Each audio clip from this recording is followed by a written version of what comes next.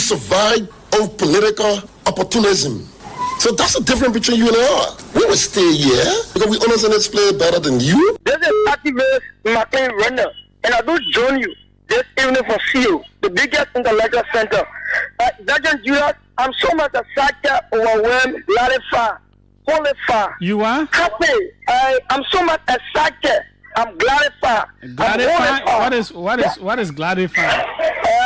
Gratified is a self-made word that is used at the political standing parliament on Kerry Street. Okay. It is a self-made word. Yes, self-made word that is used at the political standing parliament on Kerry Street. Since you made it yourself, can you spell it so that we can know? Come again, Judas? I said, since you made it yourself, can you spell it? Grafly. Clarify. G-R-A. Yes. F-Y. Yes. Clarify.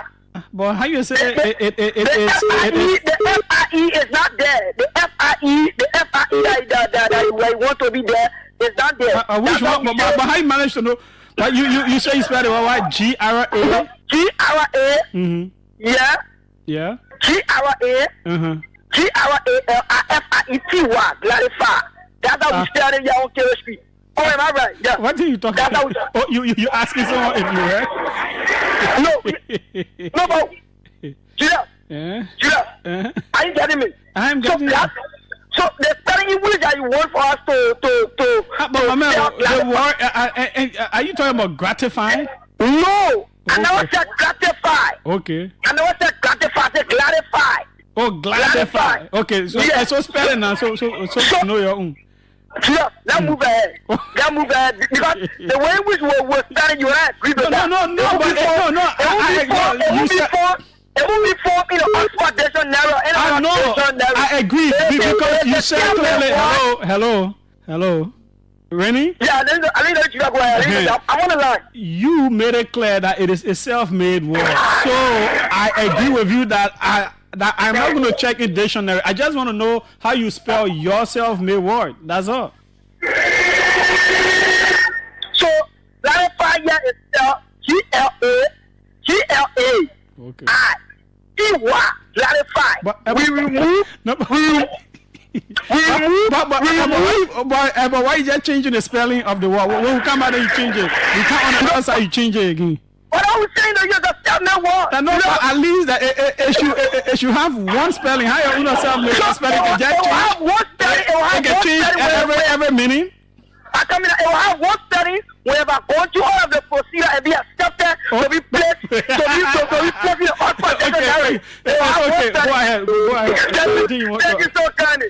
Thanks so kindly, and we are. We can do that. Thank you so kindly. Thanks so kindly, and we are gratified to have you.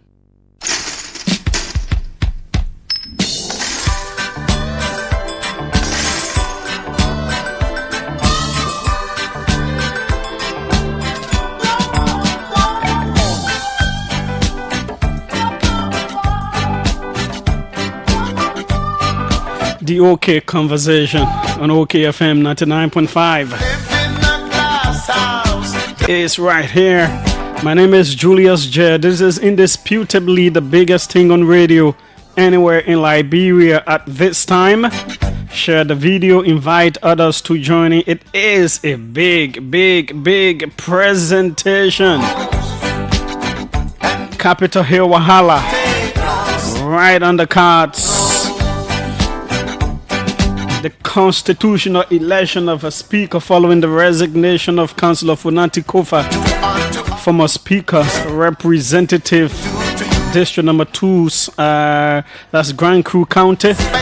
As a matter of fact, he is our guest, and shortly he will be entering our studio. He's already in the building. Yes, you heard that right.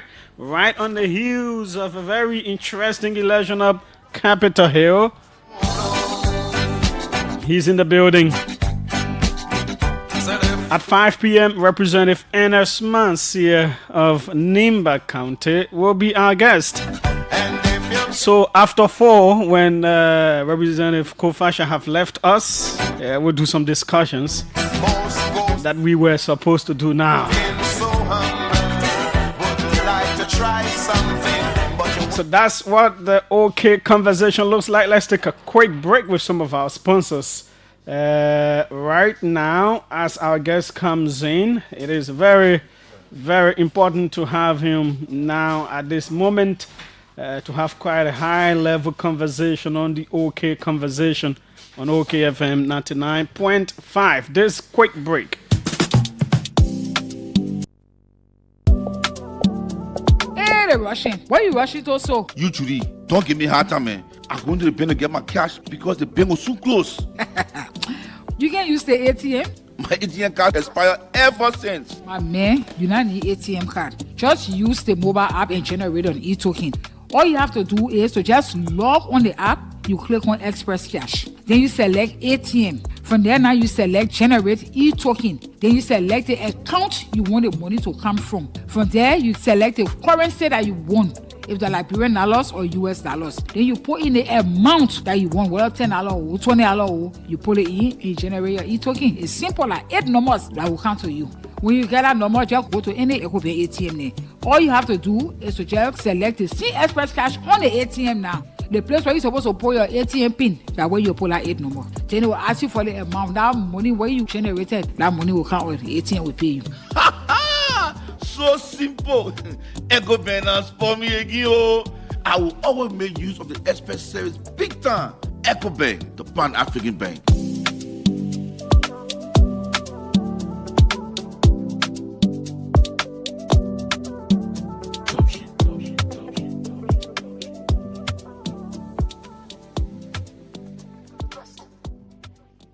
You pay attention, all of us that can use the road. If you're driving or using motorbike or even keke, if they're in the city or even on a highway, it's very important to know the rules of driving, the simple rules that can keep all of us safe. You must always wear your seatbelt. But rather, you and the person behind you must always wear your helmet. And rather, don't forget your reflective jacket. Speeding is general good because your life and that of the loved one may be inside too. Don't speed even if you're in a city or on a highway. Don't drink or take in any substance before driving. So if you drink alcohol, don't drive. Or if that you driving, don't drink. Don't overload a car. It can lead to serious accident. Look for the red light and stop sign. Don't be close behind the other car on the road. Always stay far behind the car in front of you. It will give you more time to know what to do. If the car in front of you just stop jelly down. Always show the signal sign so the other driver then can know what you want to do. No texting, no calling, no setting the radio while driving. Keep your eyes on the road and your hands on the wheel. All the thing here will look simple, but it can change in no time when you're not paying attention. Drive safe, be focused, and respect the rules of the road. This message is brought to you by the Ministry of Transport with funding from the National Road Fund of Liberia. Thanks for watching. Attention all small business owners in Liberia. Are you ready to take your business to the next level? Introducing Accelerate 360, the program designed to boost your access to financing and expand your market reach. Over the next 3 years, Accelerate 360 will support 165 SMEs like yours. The program also includes business development service providers who have applied to be selected for the program. Don't miss this opportunity to grow your business and make a lasting impact. Visit our website at www.accelerateliberia.com or call 0771 360 360. Accelerate 360, empowering Liberia's entrepreneurs one business at a time. Accelerate 360 is sponsored by the Government of Liberia through the Ministry of Commerce and Industry and the World Bank under the LIFT project. Welcome back. This is the OK Conversation on OKFM 99.5. We have with us, I believe for the first time in the studio with me, Representative Jeh Kofa, immediate past speaker, or others to say resigned speaker, former speaker of the House of Representatives of the Republic of Liberia. Welcome, sir. Thank you very much. How is life? It has been quite a long 6-7 months turbulence. How have you been able to sail through? Yes, it's been turbulence. I think we sailed through by the grace of God. I think what we wanted to happen is in the process of happening, which is that Liberia must be governed by the rule of law, and the rule of law is our constitution and the rules that derive thereof, including the rules of the House. And by today, what we saw and what we witnessed, the rules of the House being exercised in the election of a speaker in a transparent and lawful manner. I would say congratulations to Honorable Richard Kuhn, who is now the Speaker of the House of Representatives. The process worked, and that's all we were fighting for. We will come back to that, but let me take you to the beginning of all of this. After the end of the CDC regime, and then there was this speaker election, it was almost like you were the higher apparent to the throne of speakership, and it was a bitter fight, and you emerged victorious. Where did it go wrong for you? Julius, I prefer not to look back, but I think it went wrong because, number one, we had a tight election. It was a narrow win for us, and some of those in our coalition at some point left the coalition. And so our numbers dropped, and they joined with the so-called majority. How did you allow that to happen? That questions your leadership. A whole lot of people have questioned your leadership, that as a leader, you should know what's happening around you. Yeah, sure. Perhaps you should have done better in bringing over the other side. Okay, so because you have, in leadership, you have, it was contentious. So you have so many committee and committee heads you could give. There was not the opportunity to abandon those who came with you to go reach on the other side. So you reach on the other side, we gave a number of committees, but that still was not sufficient because the other side had their agenda. They wanted their speaker, they wanted a speaker, and we were always in that contention. So how did I let some of my guys slip away from me? You know, it's politics. Maybe I was not that politically inclined. Well, let me take you back to some key things, and since you're here, so that you're able to address them. One, there are two schools of thought about karma coming back for you. One, former Speaker Buford Chambers has always thought that you wanted this speakership from him, that you allegedly made attempts when he was speaker, and that two, you allegedly supported somebody in his district to oust him as representative, Anthony Williams, who, of course, also turned against you. And there has been this talk that, okay, it is a karma that has come back for you. What do you say to that? Well, all of that was not true. Anthony Williams would tell you that I did not know him during his elections. None of the allegations about me trying to do anything to undermine the former speaker was true. It was just the basis of people's imagination. Then the next question about some forms of karma comes from others who thought that you were out of the lobbying hand of former President Sirleaf whenever she was trying to oust a speaker, that you played a major role allegedly in those instances. And so there was a time when former Senator Maurice Etuma phoned in on this show and was alluding to that point. Well, people will do what they want to do based on their own motivations. I don't know what point they were alluding to. I don't know what former President Sirleaf got to do with the House Speaker elections. Removal of Tyler. Did you play a part in this? I did not play any part in the removal of Tyler. What I did was I was a special prosecutor. An international case called the Global Witness civil mining case was dropped in the lap of President Sirleaf.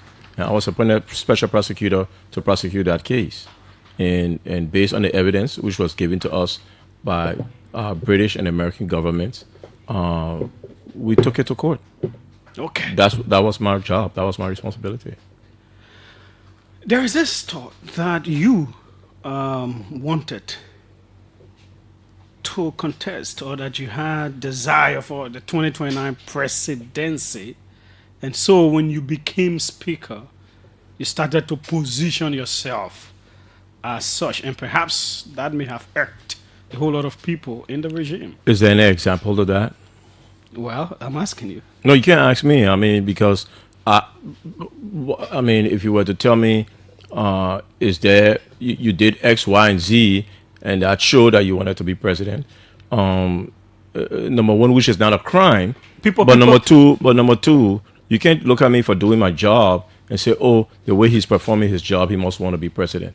I mean, that is a ridiculous speculation.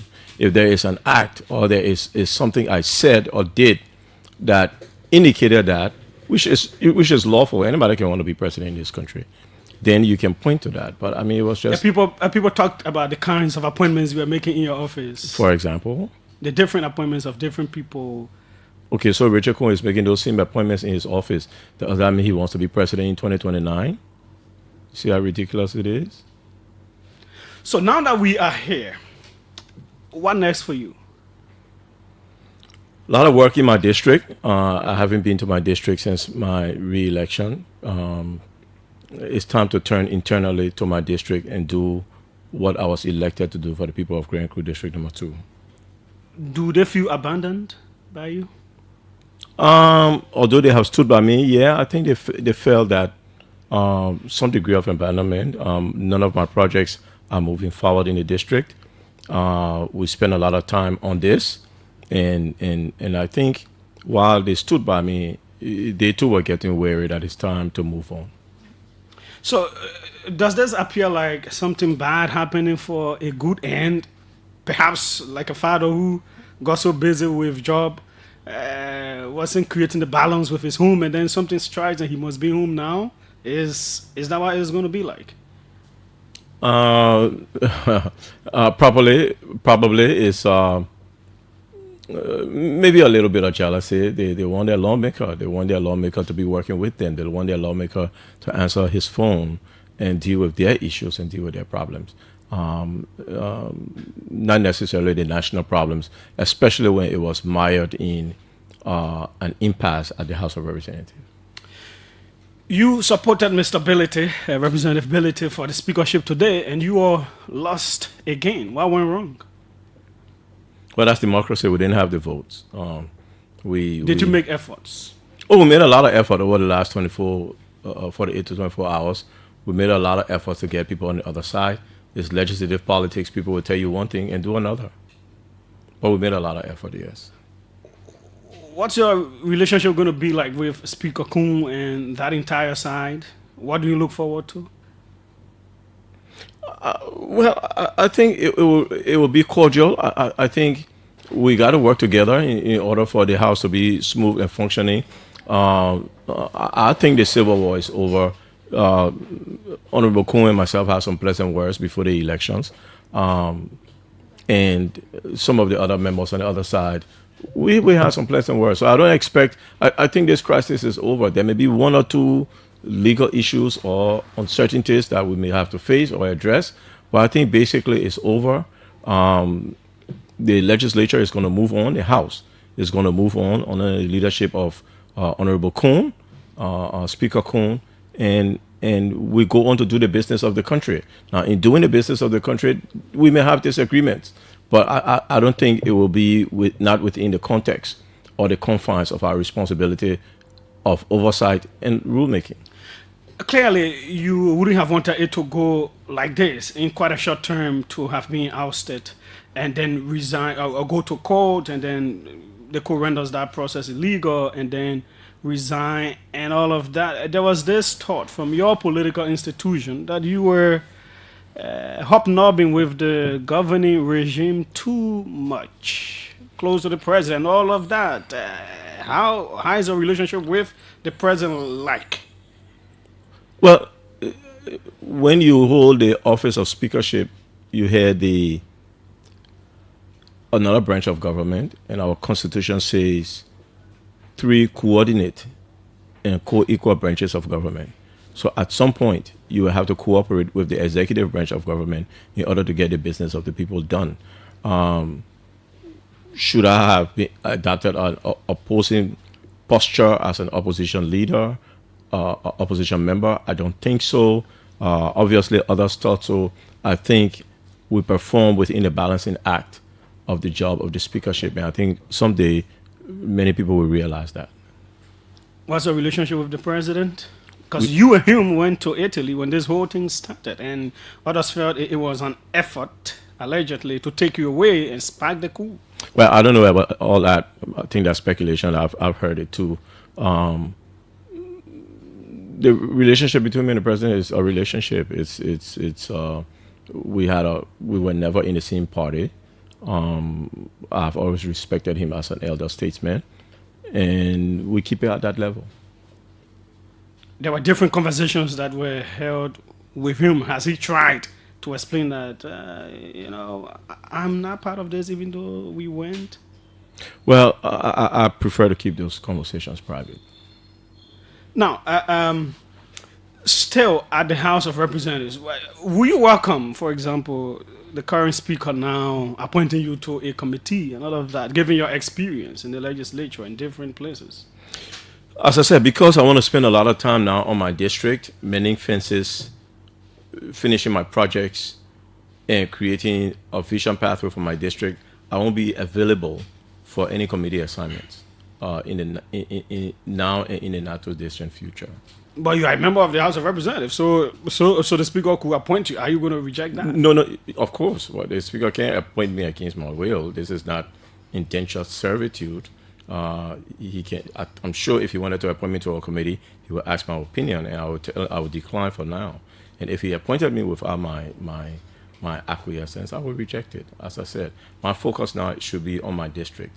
I've spent a lot of time in the last year and 4 months on capital building and national issues. I think it's time to return to the district and do the work there so they can get a taste of me. Others will see it as sour grapes from the process? It can be sour grapes because people got to understand. I mean, if I take a committee assignment, I got to put my full time and effort behind that committee assignment.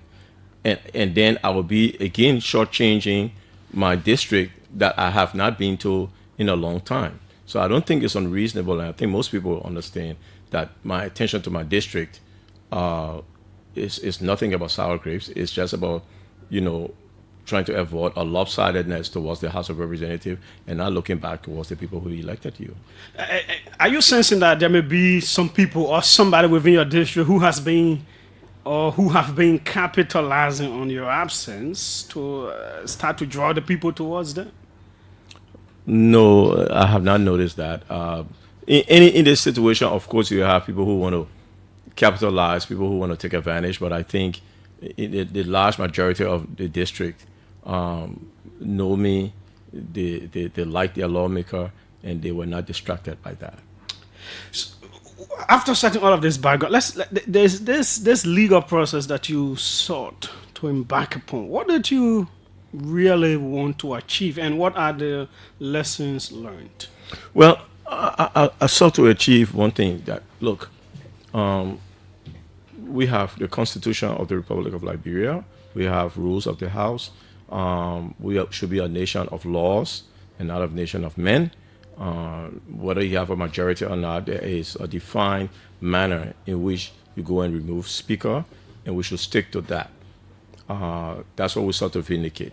And I think at every step of the process, the Supreme Court, which is the branch of government charged with the interpretation of our laws, sided with us.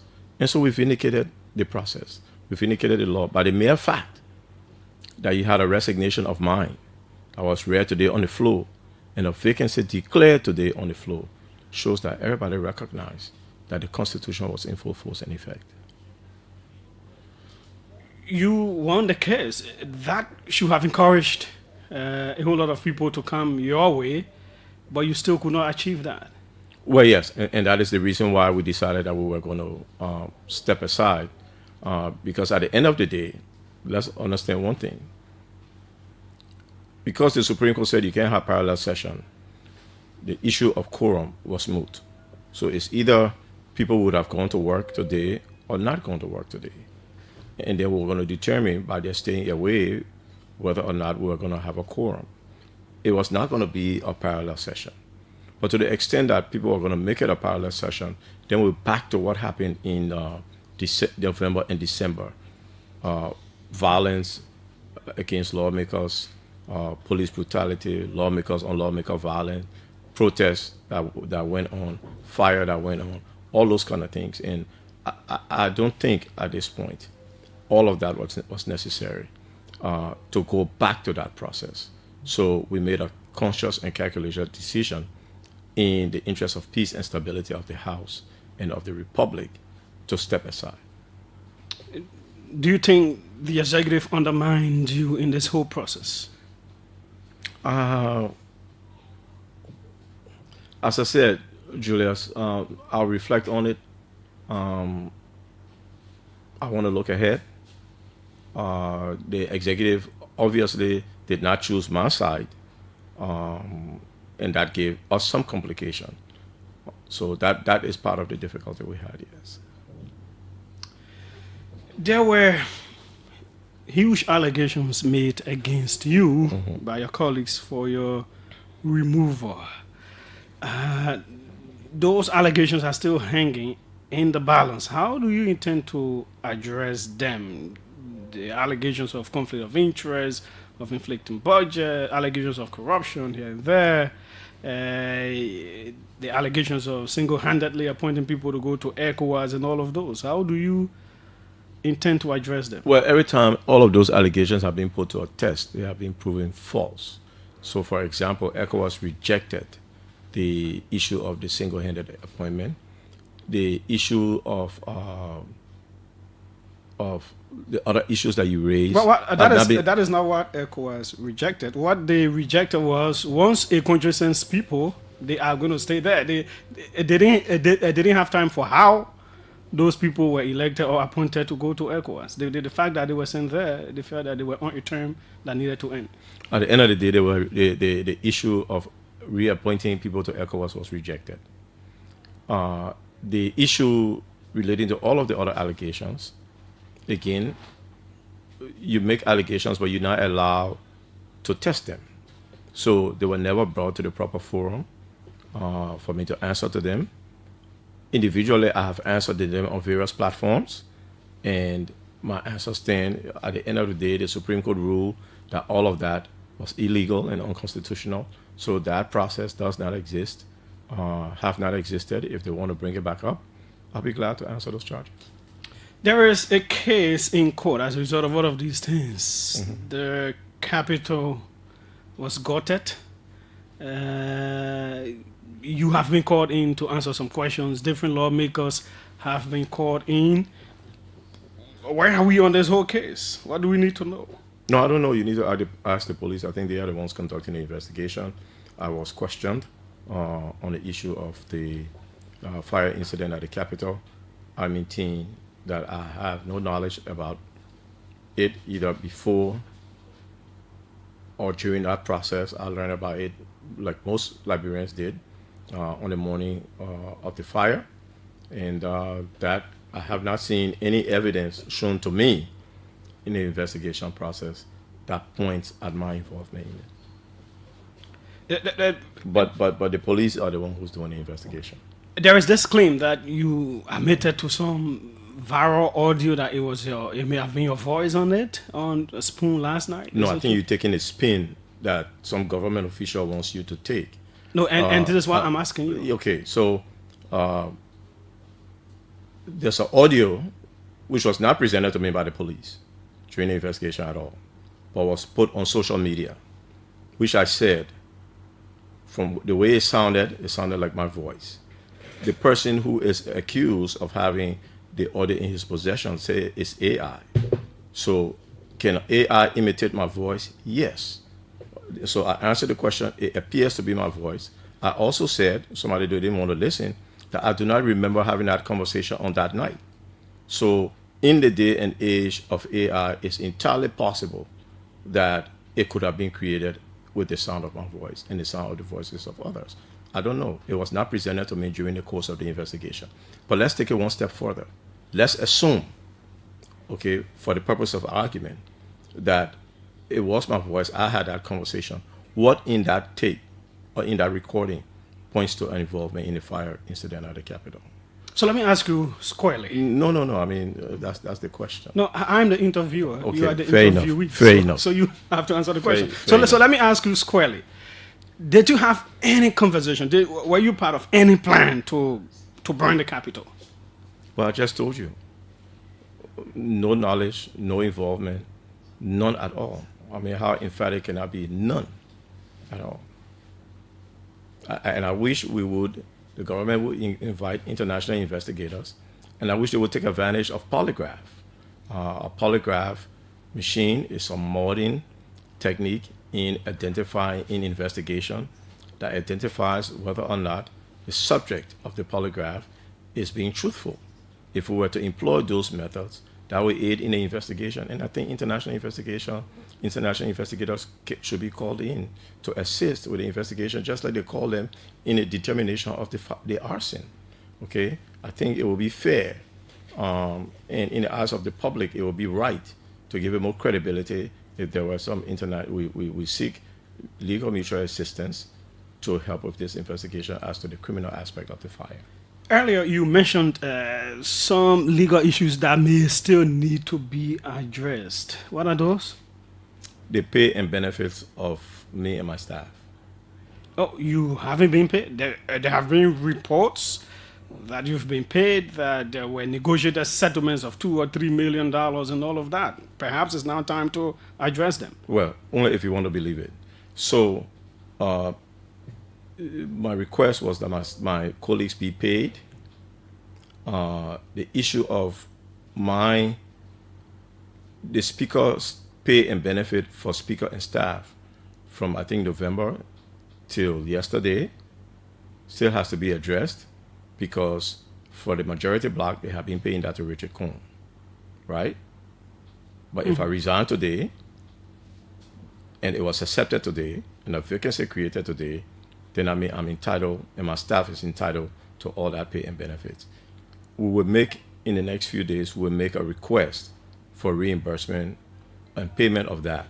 Failing that, then we may have to end up in court on it. Well, weren't these part of the negotiations that led to your resignation? Well, it was take a part of the negotiation that I did not want to hold the process up, because it was important to me that we did not go into today in a form and manner where I had to exert myself in a forceful manner as speaker.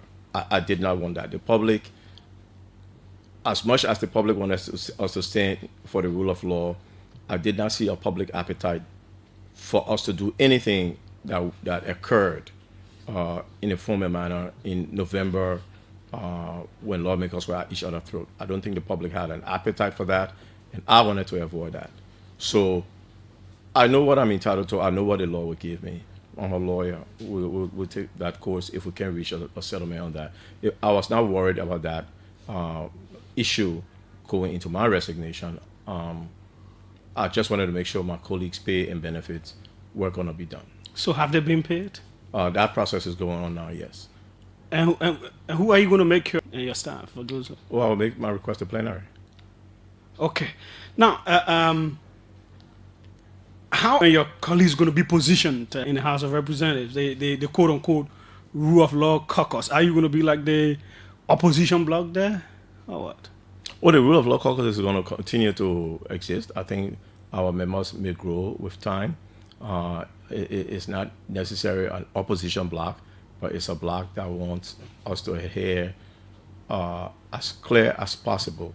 You are going to focus on, because a whole lot of Liberians have been disappointed over this whole impasse and how long it has taken. There are issues of education, health, agriculture, roads that are quite important to Liberians, and they think these issues have not featured prominently in all of these things. So how are you going to push them?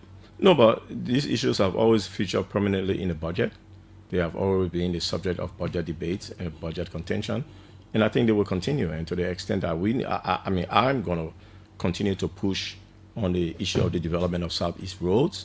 That's going to be that's a primary area of concern to my members, to my constituents, and the issues of healthcare and education in rural areas where my constituents is very important. So those issues will be front and center. And talk about your political party, the CDC. There's been this talk that they may not have stood with you as strongly as they needed to. Where are you all now? People are talking about a whole lot of defeats for the CDC, a whole lot of defeat here and there, defeated in election, one speakership, defeated again, and all of those things. How does it position you, the CDC, in the political landscape? First, you were the highest CDC official in government. Now you are not, but you're still influential. So where do you go? Well, it's no secret that the defeat at the presidential level was very heartbreaking for the party. It's no secret that the party is still trying to recover immense fences from that. I would not say the party did not support me. I would say some elements of the party, which was not the party's position, okay, took steps that ultimately was not in my interest, and everyone realized was not in the interest of the party. I think the party is going to overcome that. We have at least 4.5 or 5 more years from the next general elections, and I think it's sufficient time for the party to be able to get its house to get in order and for it to recover. Are you going to play some role in that?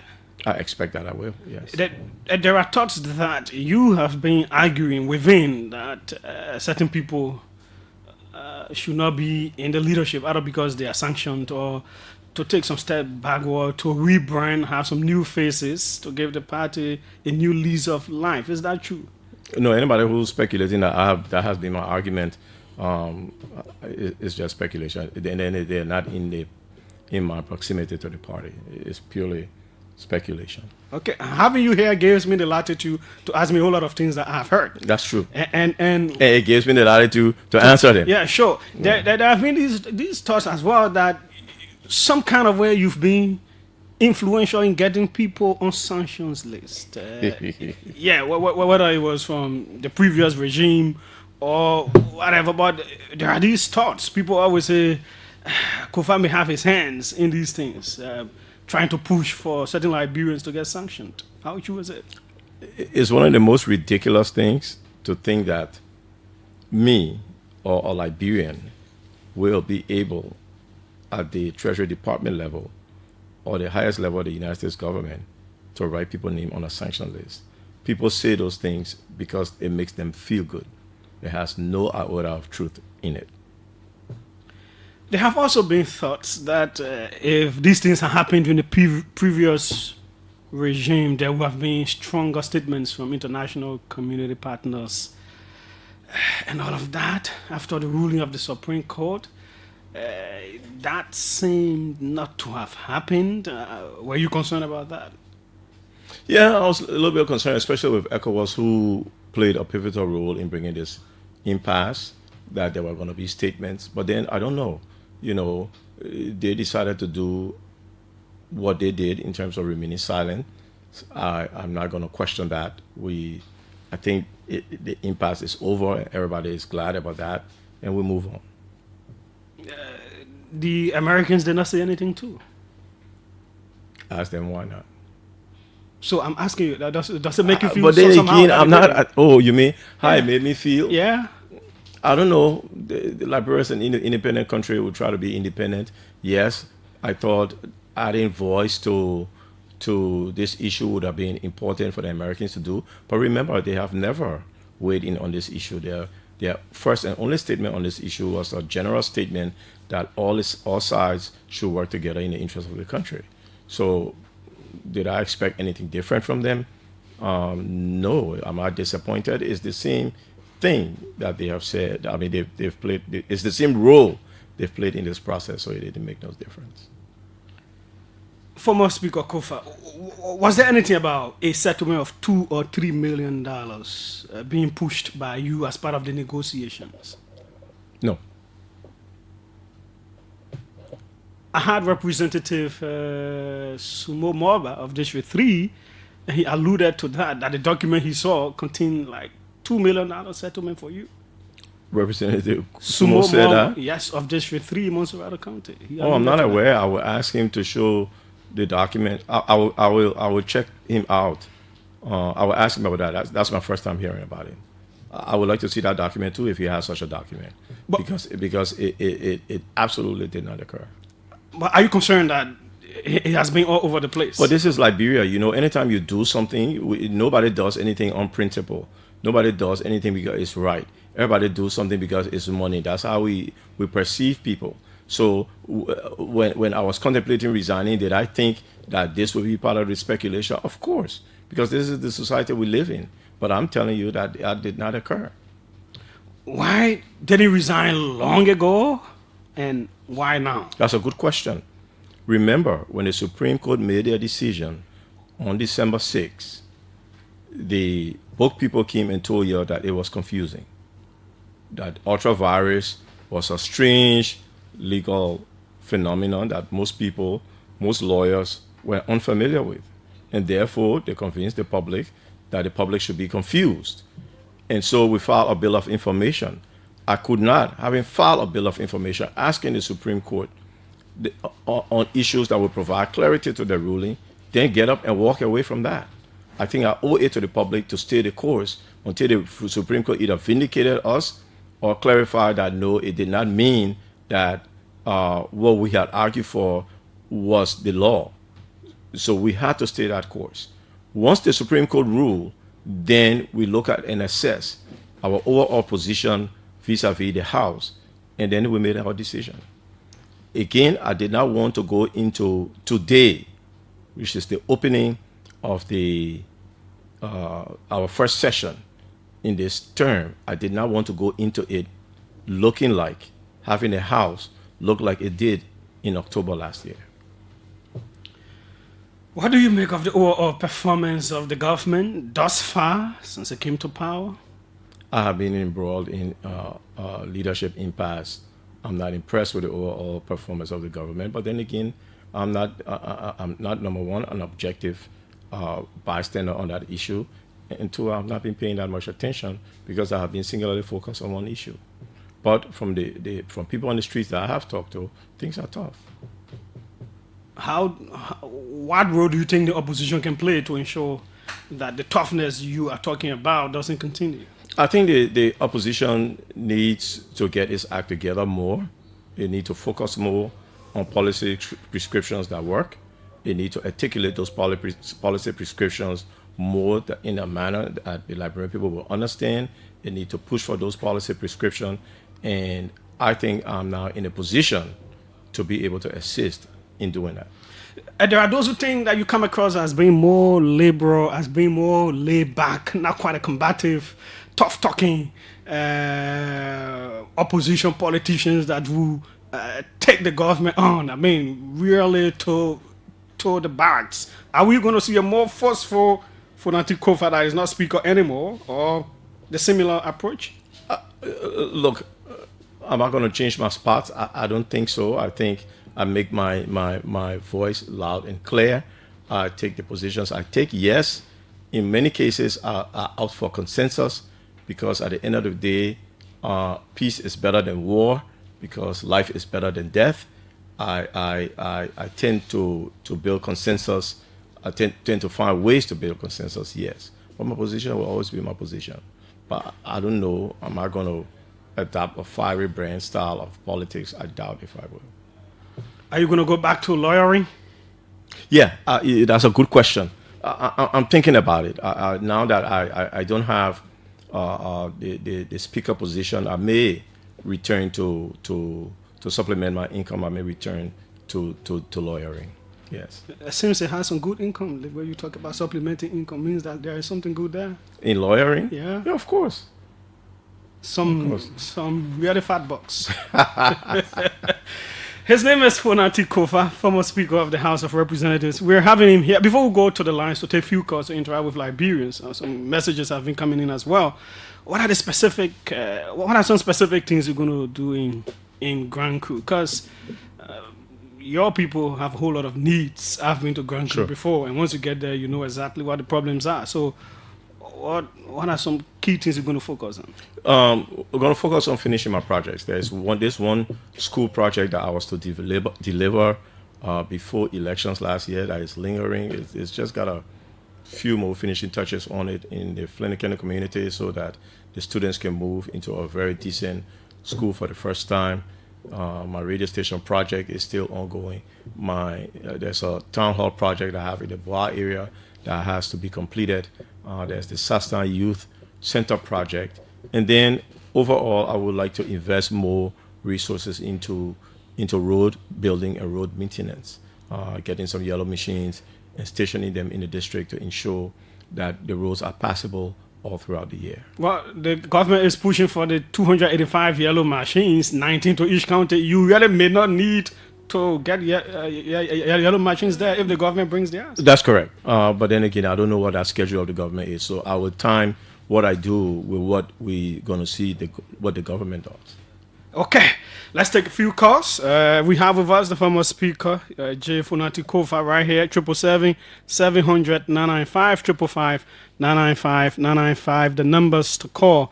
And you will be through to the OK Conversation on OKFM 99.5. Welcome. Let's hear you. Thank you very much. My name is Andrew Wishe, and I join you from Barnsley. Well, I'd like to take this chance to say a big thank you to the former speaker, Honorable Funati Kofa. We stood the ground. We said the rule of law. We are not against Honorable Richard Kuhn to ascend to the position, but we said he should do the right thing. Now they have done the right thing. The speaker has resigned, and now he is the new speaker. It's incumbent upon him to reconcile the house. Whatsoever happened has happened. This is a new day, and we all should move forward as Liberians. I always will appreciate you, Speaker Kofa. I listen to you. I've been following you on school, and every time you talk, you always seek the country and the rule of law. And I was always stand for people that stand for the rule of law. Thank you so much. Okay, thanks so kindly for your call as well. Let's see who's on this end. Welcome. Let's hear you.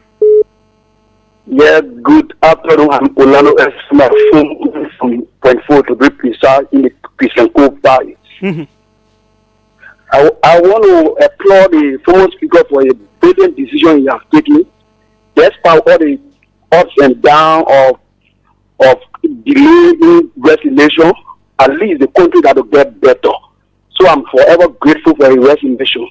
Let him be a role model to other colleagues that monitoring on a daily basis.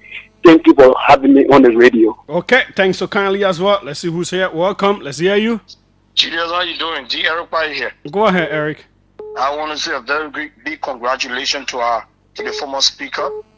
Because of you, dignity has been restored to the House of Representatives, and because of you, also the traditional era has come to an end where few people can just sit anywhere and say we don't want this person. Because of you, now we should subscribe to the rule of law. Thank you for standing your ground. Thank you for restoring dignity to our nation. Thank you. Okay, thanks so kindly as well.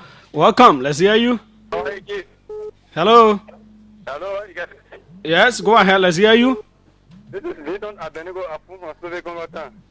Go ahead. Let me say thanks to Mr. Julius Jeh and thanks to Jeh Funati Kofa, the former speaker of the 56 legislatures. I think he demonstrated very well to uphold the rule of law and the governance of our country. Let me applaud him.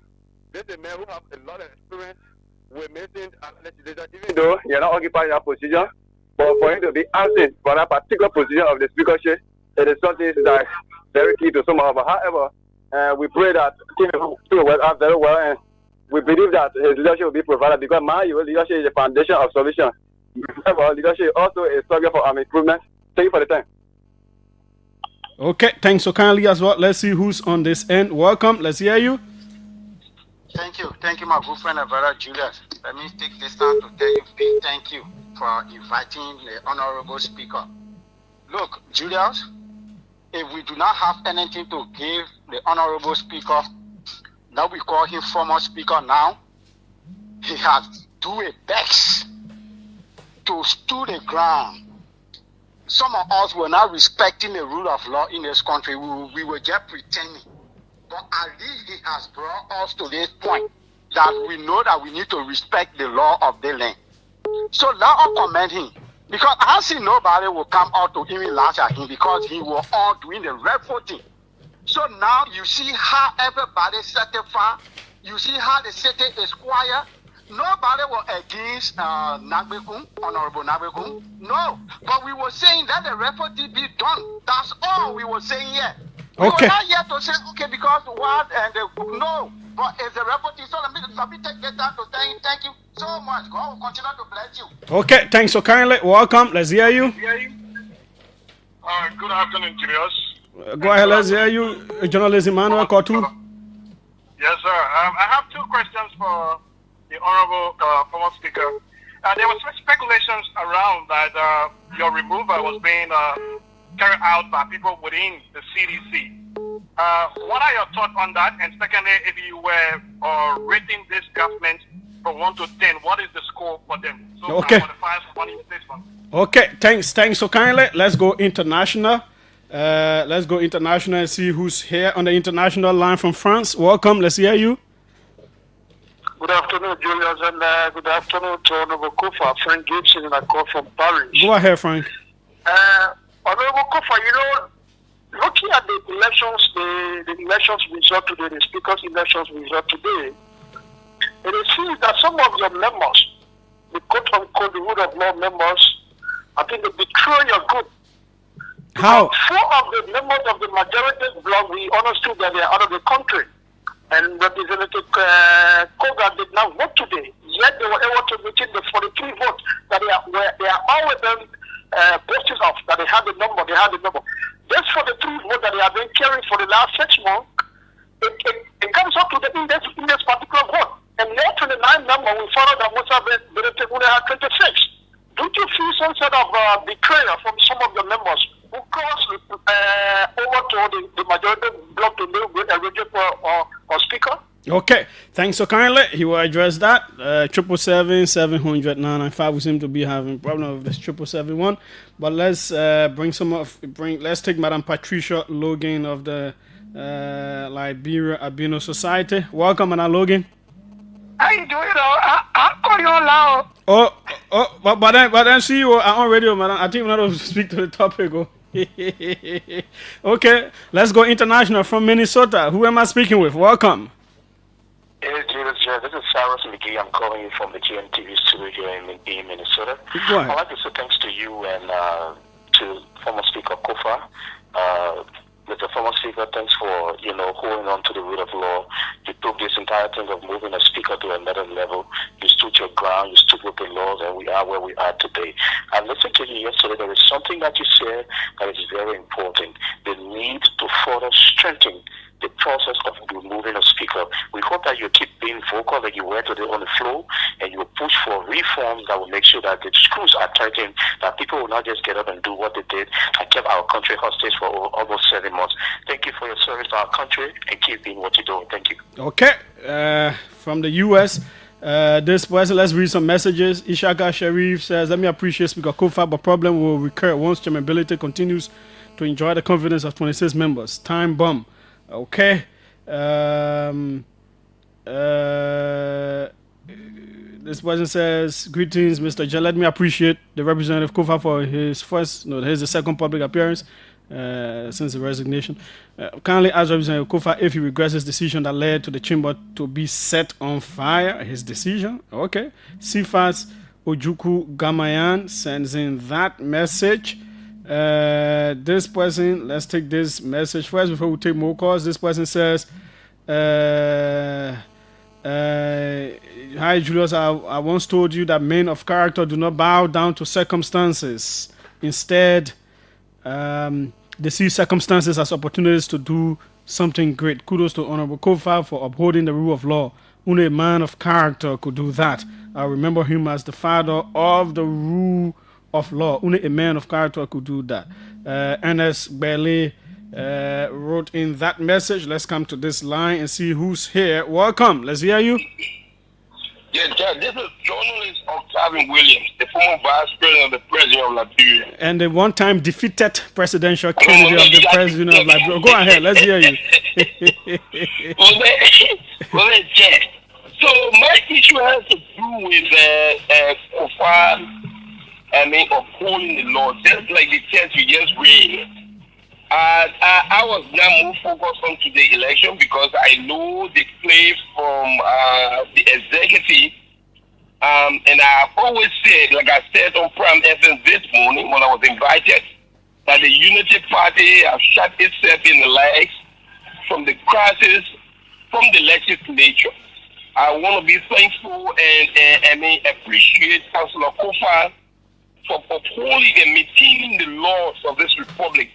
And moving forward, no group of lawmakers will go to Capitol Hill to easily talk about removing a speaker just like that.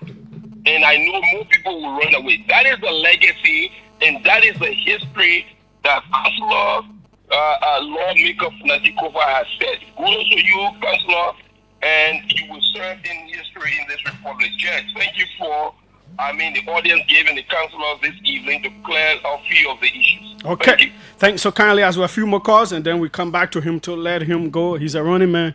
Welcome. Let's hear you. I don't know. We're not hearing you at all. I don't know. We're not getting you at all. Well, let's try this side. Welcome. Let's hear you.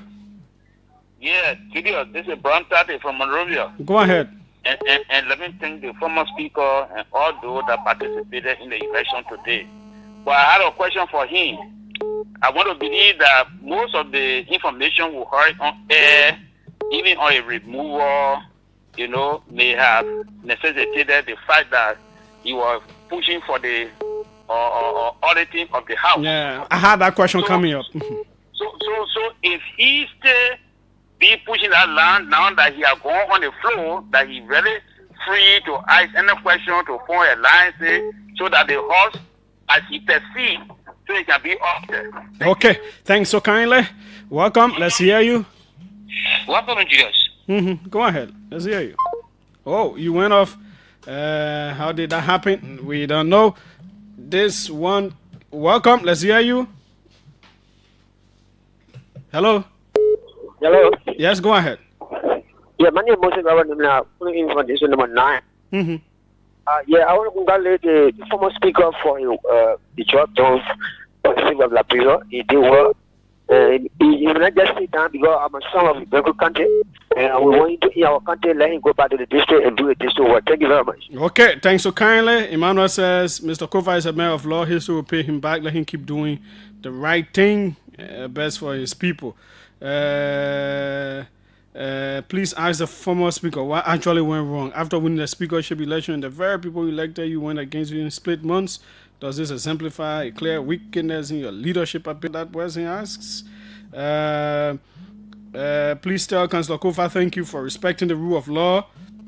Liberia is bigger than any individual. Councillor Kofa, you are invited at the Executive Court's barbing shop to cool your mind with a very good haircut and to have some cold drinks. Silas Harris says that they say Executive Court's barbing shop. Send me the location for the man go.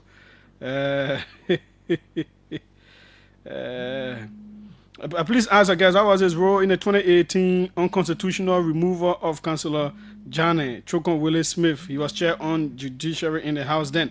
This will be the second to last call, then we'll come back to him. Welcome. Good evening, Julius. Yes, go ahead. Let's hear you. Yeah, my name is Charles Jeh. I call it from Broadway. Good evening to former Speaker Fanatic Kofa. Councillor Kofa, I have 2 questions for you. One, how do you see the rule of law in Liberia in the next 4 years under the Joseph Boakai administration? 2, what do we expect to see from Councillor Kofa at the National Legislature beginning Thursday? What kind of lawmaker are you going to be? Okay, thanks so kindly. Let's take this final one. Welcome. Yeah, Julia. Yeah. My name is Ian Whipia, Abraham Thomas from Johnsonville, District Number 2. And let me appreciate the Honorable CEO for monitoring the college of FDR today. And I have a few questions quickly. One of them is, one of the reasons for which he had put to the ground was because he wanted to be given a due process. And that due process was to allow his colleagues come back to session. Go ahead. Resolution and put it on the floor that he will be given a due process to explain himself. Was that being done? 1. 2. Hello. The bidding action. 1. 2. The delay of the Liberian people's job. Because now I don't know what's happening with your line. It keeps. It is about doing the Liberian people's job, but I feel that Liberians have lost in the process. Okay, thanks so kindly. We'll go back to him now. The calls are many, but that's what it usually is. Yes, sir, you have a whole lot of issues to address. Let me take off a few. So this person says the Executive Court's barbershop is located between Randall and Benson Streets intersection opposite BF Pharmacy. Okay. Okay, so we'll try to try haircut there for you. Try to find a way to go there next week. The way that Sabu can consider it's very easy. Yeah, so you can respond to the concerns. One of the callers stated something I think we all miss in this process, and maybe because I did not explain it before. Going into today, we had 2 choices. We had the opportunity to take the militant approach, which is citizens come with us to fight our way into presiding and inviting my colleagues to bring a petition, or to end the process and avoid any more violence at the Capitol. We chose the latter. And as he said, the city is calm today. The entire country and maybe the world watched the process unfold at the House of Representatives. So if I had to forego the resistance to bringing under my gavel petition to remove me, I think that was the right decision. And by the votes today and the analysis of the votes, if I had presided today, there would not have been a removal because the votes still are not there. But to fight to have that done, when clearly, while the 49 are there, I think the majority were there not to continue with my speakership. And it's not a good feeling if you are presiding over an institution and majority of the people do not want you there for whatever reason. So the decision to resign today and avoid all of that, I think was the right decision. What role am I going to play on the floor? Yes, I will continue to point out rule of law issues. I will continue to point out those issues that I fought for while I was speaker, although I couldn't fight in public, because when you sit in a position of decision making, your fight is a different fight. If you go in public, it's more grandstanding because you have the authority to make changes, to do what you need to do in the budget, to work on the issues that you need to work on. As you know, our budget process was very transparent. It usually ended with a statement from me on why members should or should not vote for the budget. For the first time, we had issues about off-budget spending was highlighted when I was there. I think that is going to be looked at more scrupulously now. And I think we brought to the process, to the speakership, even if people do not realize it now or don't appreciate it now, a new level of professionalism, a new level of accountability and transparency. And I think if that is picked up and moved forward, I think we'll have a good legislature. So I'm happy today. I'm satisfied that the city is calm, that everybody watched the process, that everybody respect the process that they saw, and everybody felt it was, whether you like Honorable Bility or Honorable Kuhn, I think everybody saw that Honorable Kuhn was elected fair and square. I think everybody accept that he is the Speaker of the 55th legislature. On the issue of whether or not some of our members cross over, we said that. If you saw the rule of law statement, we said that part of the reason why we had to step down, we had dropped below the number that was comfortable enough to have a veto proof. Okay, we just simply had dropped on that below that number. That was not a secret. We tried to reach out on the other side to get people And I think that's where the deception came from. But that we lost some of our members who did not vote for honorability, we knew that going in the process. I think we regained some of those members by virtue of the votes he got. I think we were anticipating based on the inside negotiations that some of the people on the other side would have crossed over. Whatever assurances were giving were not honored. And so I'm not faulting the rule of law members who, many of them, all of them, are always very open on what they're going to do. Those who are going to leave, they came and said, look, for reasons, for X, Y, and Z reasons, I'm not going to go with the caucus in the speaker election. I'm going to go with Richard Namakun. So we knew them. The question is, those who we thought we had from on the other side, we apparently did not have. Someone talked about the issue of audit, because it was one thing that even me, I was pushing the legislature on, and I'm going to resume that next week. So where will you stand on it? Because it was being stated that part of your removal, some of the subterranean reasons. Yeah. I like that term. Yeah. It's not going to go away, right? I don't think, because it's the right thing to do. You see, I always tell people, I always say to my colleagues, when it is the right thing to do, it is not going to go away. It may be the uncomfortable thing to do, okay? The issue of audit at the House of Representatives is simply not going to go away. I'm not saying we're going to have it in the next 6 months. I'm not saying we're going to have it in the next year. It depends on what the leadership wants to do. But I'm going to tell you that it will not go away. We spend an awful lot of money, a whole lot of money, at the legislature for it just to be unaccounted for. Okay. I think so far so good. Okay, yeah. So someone asked about your role in the removal of Councillor Jeh. You were chair on judiciary. People always cite that. Okay, so what most people don't know is that the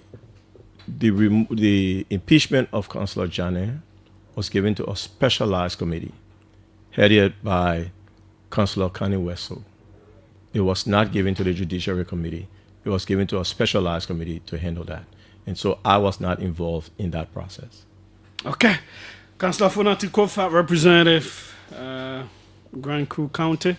We say thanks so kindly for taking some time out to accept our invitation to be here to clarify a whole lot of issues to the Liberian people. Sure. We wish you all the best. Julius, it's always a pleasure. I think this is my first time in your studio, but we always interact on a more intellectual basis.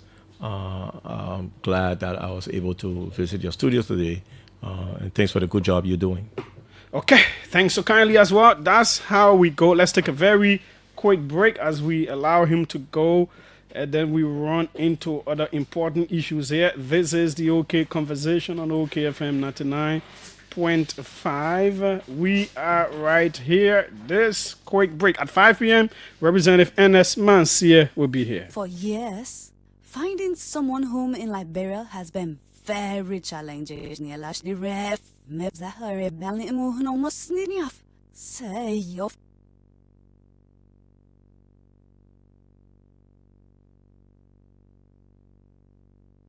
For years, home in Liberia has been very challenging. Getting direction is a big problem. People only depend on landmarks. Yeah, my man, go beyond the market. Just take the second left. Right after that yellow house, you see right over there. Then you just walk when you pass by that plunge you see over there. You find a place? Now, Liberia is making history with its national digital addressing system. Now, every home, businesses will have a precise digital addressing system that will make it easy. Look, with this new digital addressing system, anyone can find your house with just an address from the digital system. No more confusing directions. With digital addresses, finding location is faster and very accurate. Well, no more guesswork anymore. Entrepreneurs like Tewa can see her business grow and reach her client very easily with no stress. Wow, this new digital system is a game changer for my business. So I can deliver my goods in no time and with precise location. With this system, law enforcement officers can reach a location safely and accurately.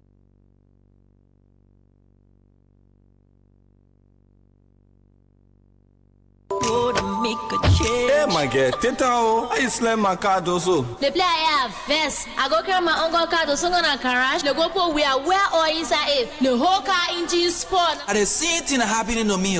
I go buy one recycle or I put it in my keke. Since then my keke just smoking Jera Mandingo Koba. So my people, you're not here for Sunoco American oil. They have oil for everything. Whether that pen, Tesla, Tom Truck, Caterpillar, motorbike, Jeep, keke. Their products include Sunoco Auto Transmission Fluid. They have Global and they also have CVT. Sunoco Engine Oil Ultra Synthetic Blend 5W30 and 20. Sunoco 15W40 and C50 monograde for both gasoline and diesel. Sunoco 0W20 full synthetic engine oil. And our engine oil can even clean your engine set. Their oil can take you for 3 months, 4 months, and 12 months. They have long-lasting auto-light spark plugs. That one can take you up to 3 years, no wahala. They have now opened a sophisticated garage with well-trained mechanics for diagnostic testing and for electronic fault correction. They do all types of vehicle servicing. You want to change your oil, spare your car, weather your car, you want to fix the air condition. So where is this place located? River Street, AB Tubber Road. For order, contact Marketers Inc. 0880-535-508 or 0777-677-633. Make your engine happy. Use Sunoco oil. You got to make the change.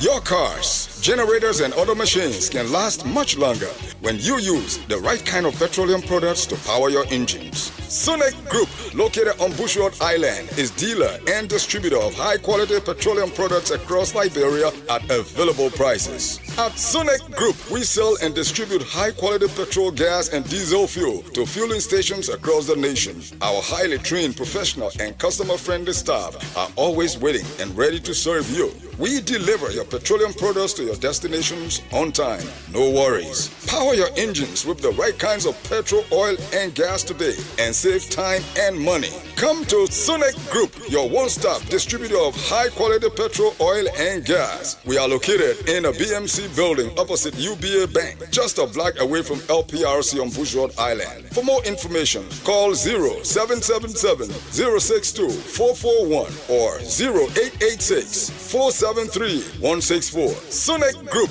spinning the wheels of oil and gas in Africa.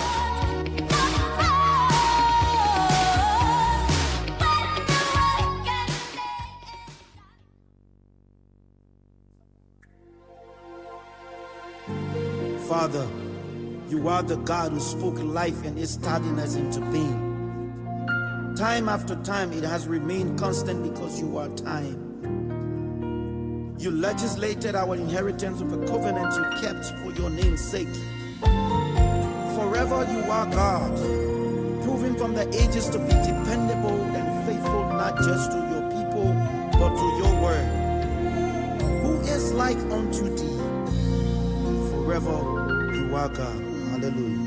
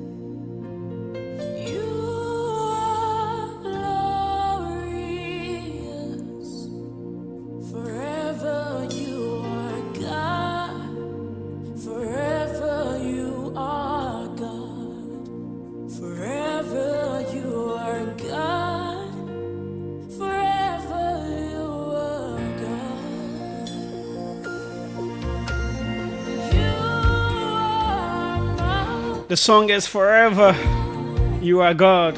Morovia Community Mass Choir there. This is the OK Conversation on OKFM 99.5. Earlier we had Councillor Jonathan Funatikova, Representative District number 2, Grand Coup County, former Speaker of the House of Representatives. And of course today members of that house did the constitutional thing, absolving some of us the arguments that we've made over time. But that'll be for another day. We have other things to talk about at 5 p.m. Representative Ernest Mansia of Nimba County will be here as well.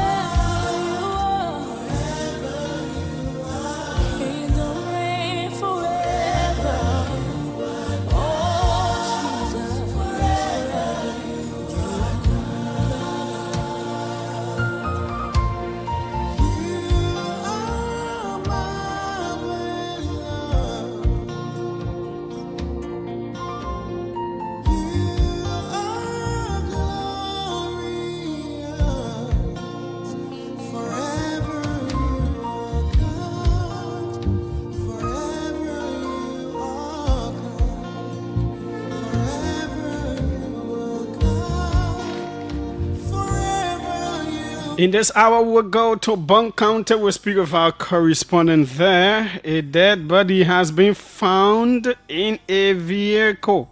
Yes, dead body.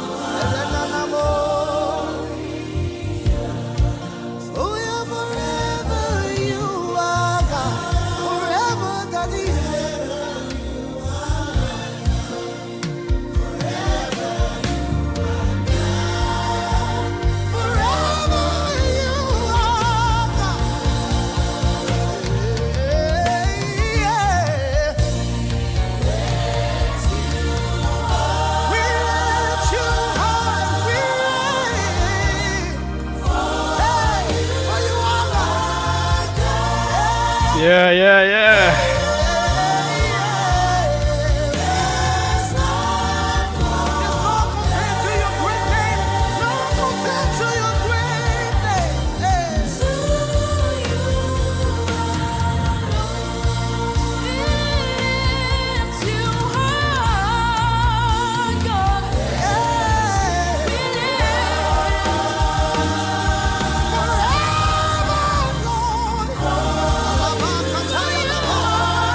That's who he is forever.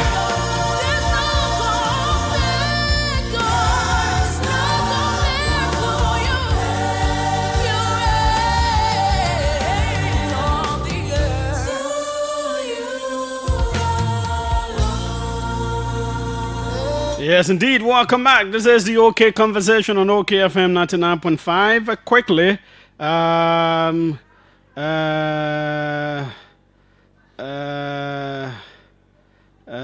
yeah, this is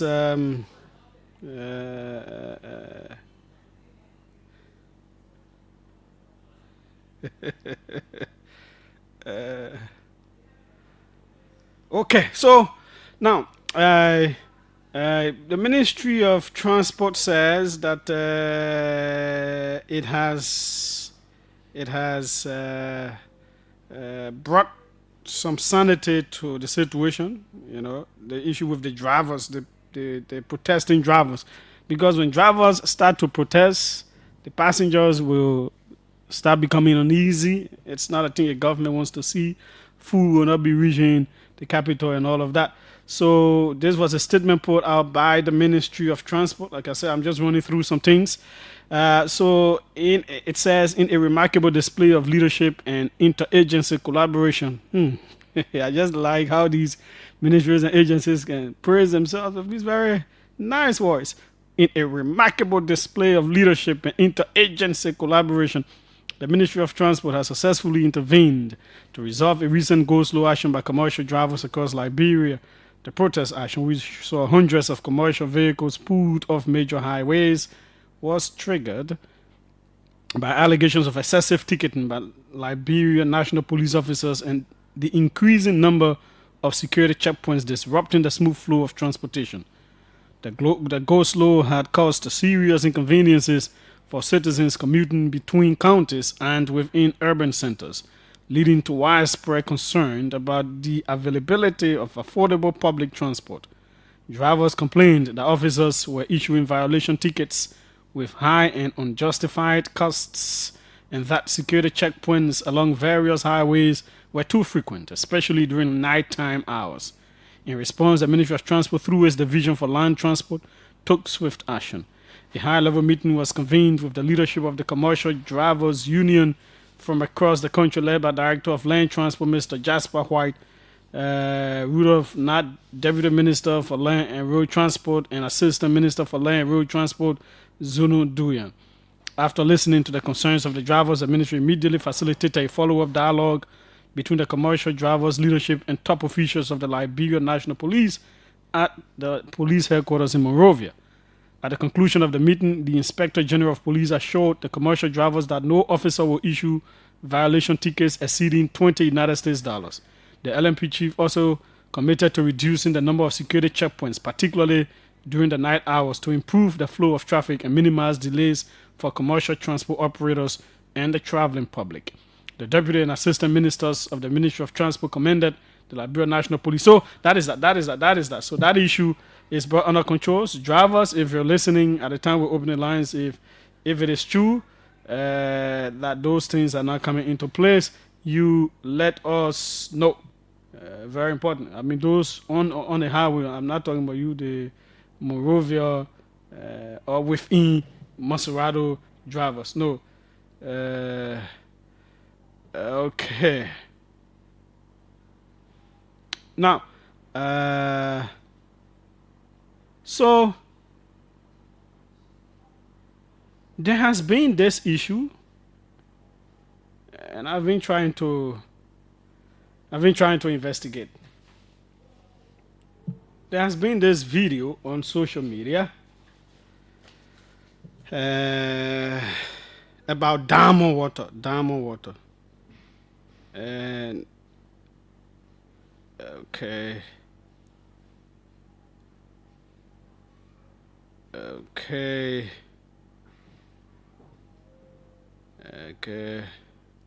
So I've been investigating. Why did I try to do that? Okay.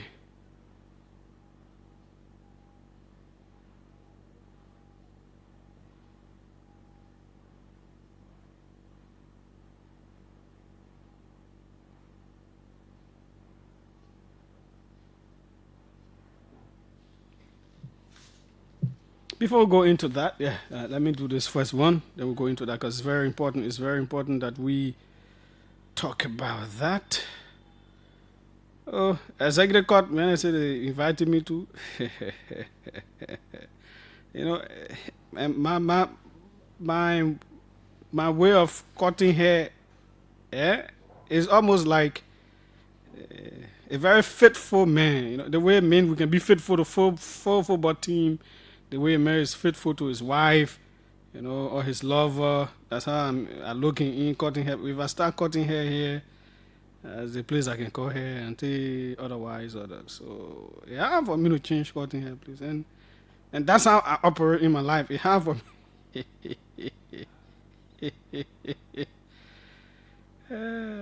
Why am I laughing?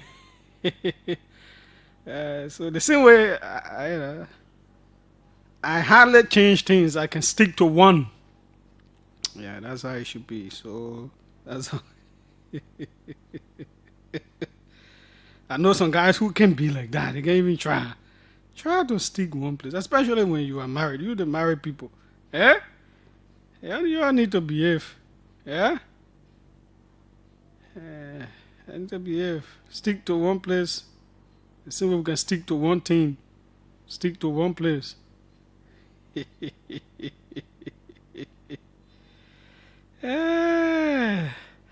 Okay, good. Let me read this very concerning story that was brought to my attention. Very, very concerning story. Okay.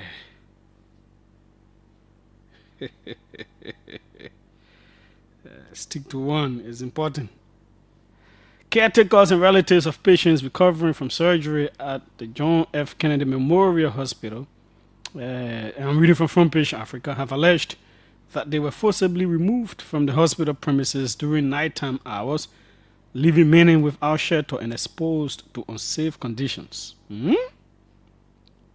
The eviction, which reportedly occurred on the night of Friday, May 9, affected dozens of individuals, including those attending to patients in the maternity ward who had recently undergone cesarean sections. Speaking to Front Page Africa, Stanley Johnson, the fiancé of a post-surgical patient, said caretakers were asked to leave the Palava Hut, the hospital's open-air waiting area, immediately after visiting hours ended.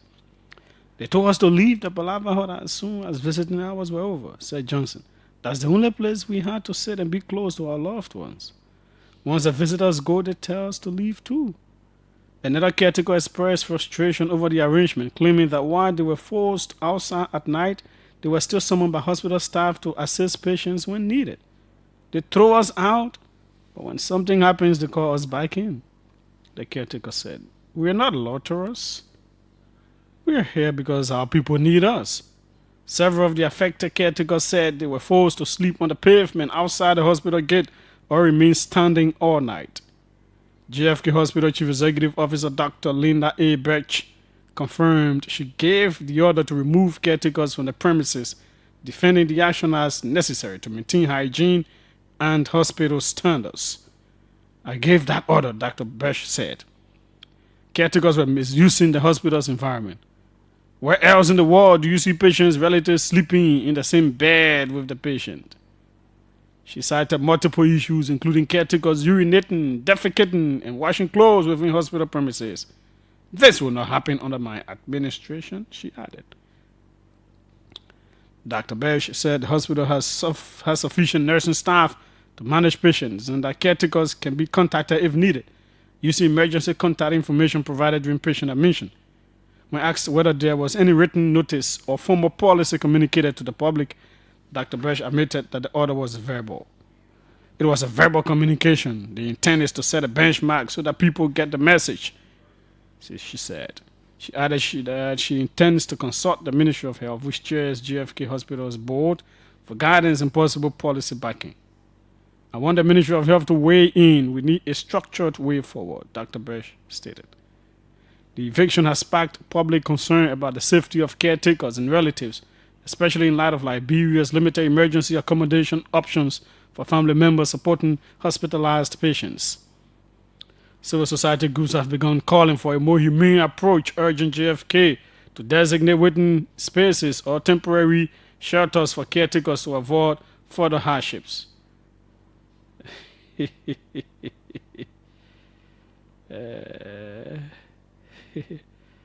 Someone says, "Is it Kevin a universal charger?" Okay, good. But, I think when you have one problem, it brings about another problem. In more structured, advanced hospital settings, the hospital staff, they will be able to take care of the patient. They have all of the nurses, the requisite people that should give the adequate care that needs to be given. There may not be a need for extra caretakers if the hospital is able to have all of the numbers of people required to take care of patients that are there. The fact that it may not be the case is the reason why there still has to be caretakers and all of that. And then the hospital may not have the space or whatever it is, how to accommodate those people, which is a problem. So they have to find a way. They really need to find a way, because some of the complaints I've got from others who've gone through that is when their people are not there, sometimes they are left to fend for themselves.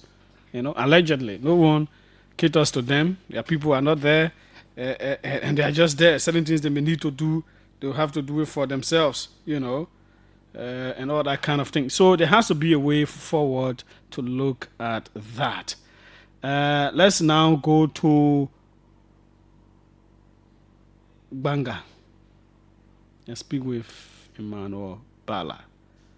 Let's speak with our correspondent Emmanuel Bala. What is this story about a dead body being found in a car?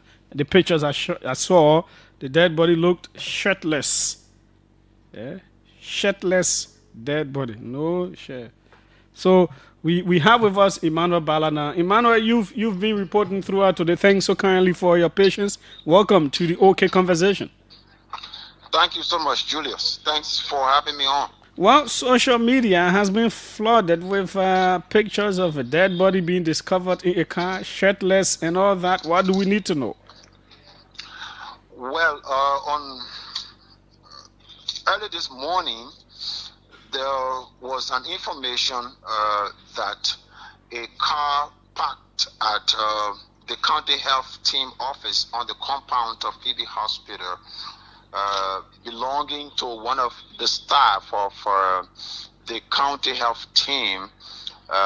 Security and other workers were uploading some materials, and according to what we gathered, one of the security assigned to the county health team started getting this offensive smell and discovered flies around this vehicle, and it raised an alarm to him, and he went checking, and he discovered a corpse or someone lying unconscious in the car. So immediately he alerted his boss or his bosses, including the county health team administrator, and they contacted the police and other people from the authorities of Phoebe Hospital, and they all went there. The police ordered that the car be opened. So the car has been at this place, according to what we gathered, since the 4th of May, because the owner of the car had traveled to China on the 6th of May. So before leaving, he parked the car at the grounds of the county health team and told his wife that he left the key on their table in the room.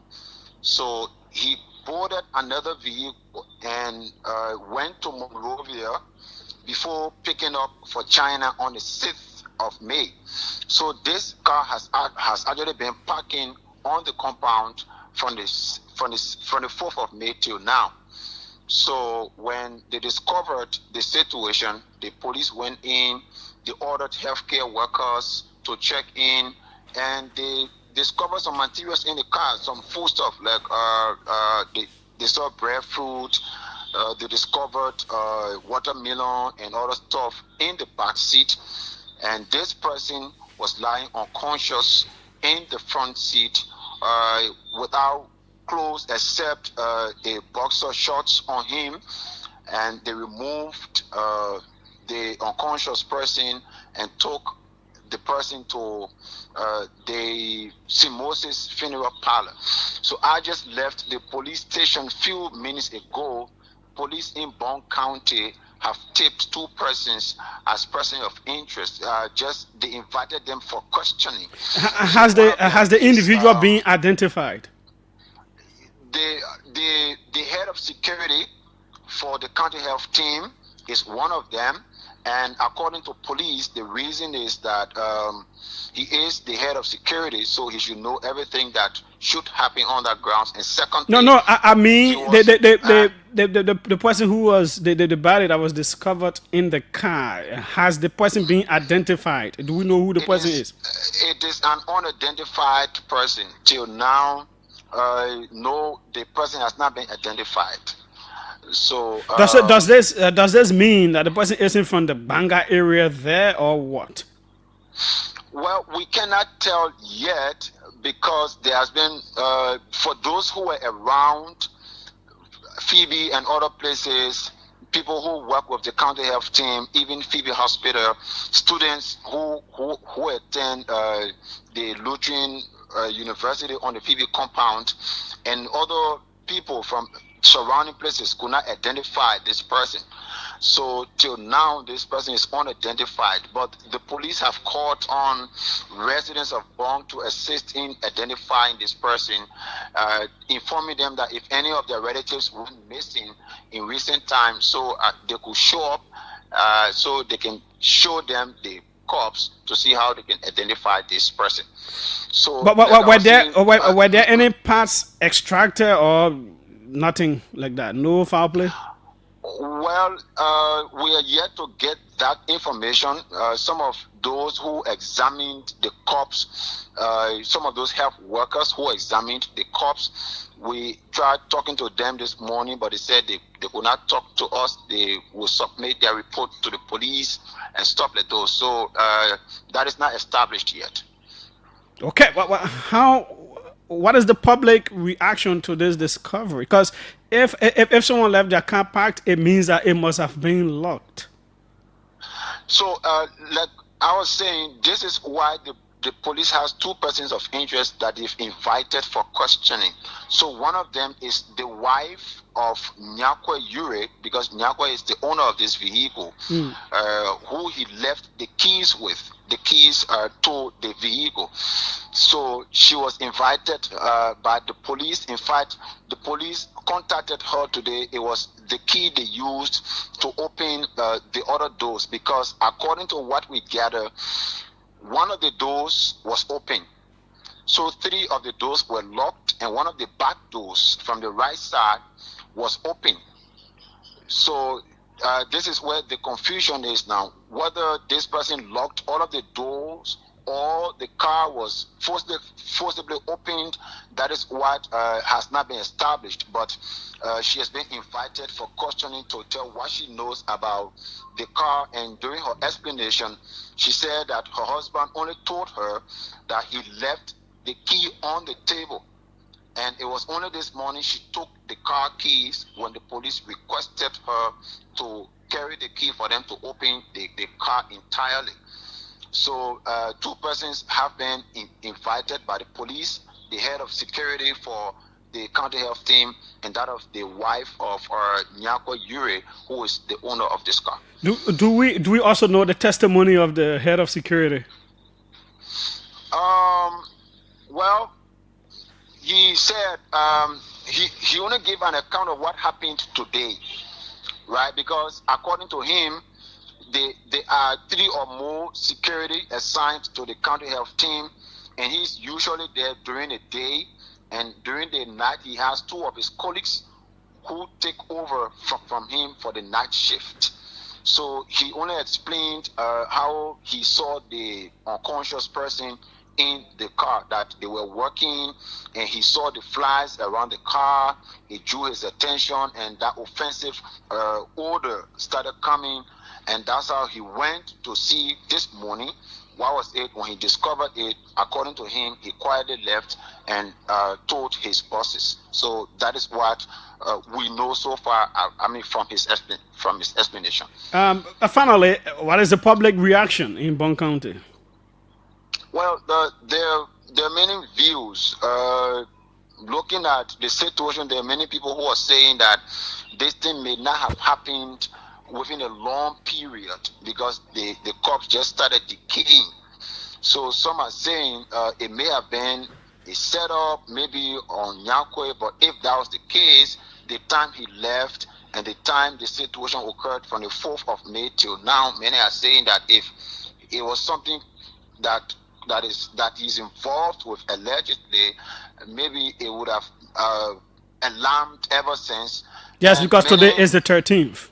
Yes, today is the 13th, right? And many are also insinuating that the person may have been a criminal that was allegedly chased and was found somewhere to hide, or something. People are just expressing their own view based on how they think about it. But police are investigating it, and there's nothing substantial that has come out from the investigation. Emmanuel Bala, thanks so kindly for letting us know this. It's always a pleasure. Julius, thank you. Okay, OKFM's Emmanuel Bala there in Banga, Bon County, bringing us full explanation into a discovered body.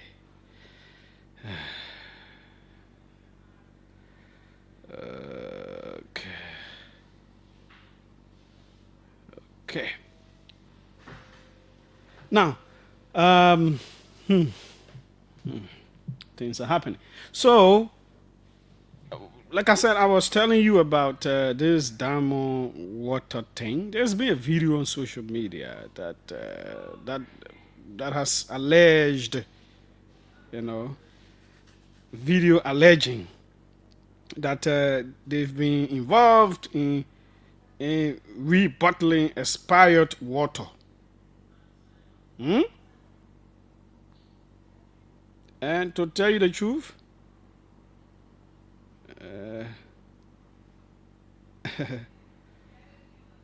I said I've been drinking diamond water. You all can see me here sometimes on this show drinking it, and I love it. I think the quantity is good, so it grabbed my attention. So apart from being a journalist, I'm also a human being. A human being that can buy water, buy diamond water, and drink it. So I thought to investigate what is happening. What is going on? What is going on? What is going on?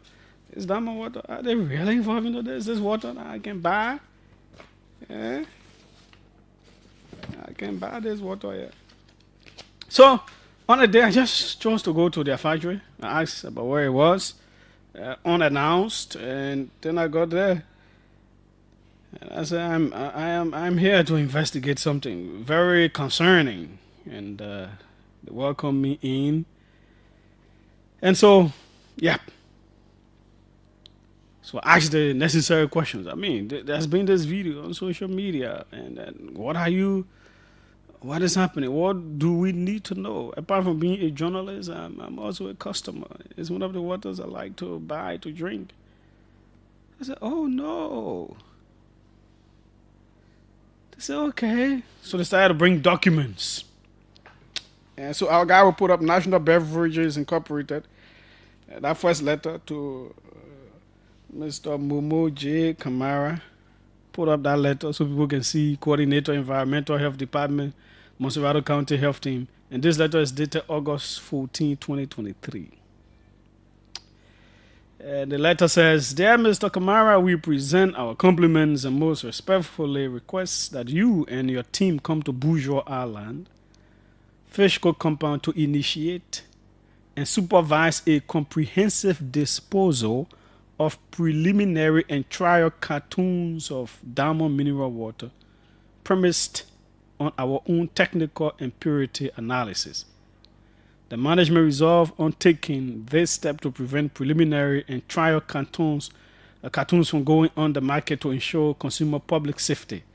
We thank you for honoring our request. Very truly yours, Atta Garib, Chief Executive Officer, National Beverages Incorporated. So in 2023, when they were starting their water business, according to them, they did the trial bottles, but they chose that they did not want to put those bottles on the market. So they had to write the requisite person at the Ministry of Health to have a team to come and observe them in a disposal, to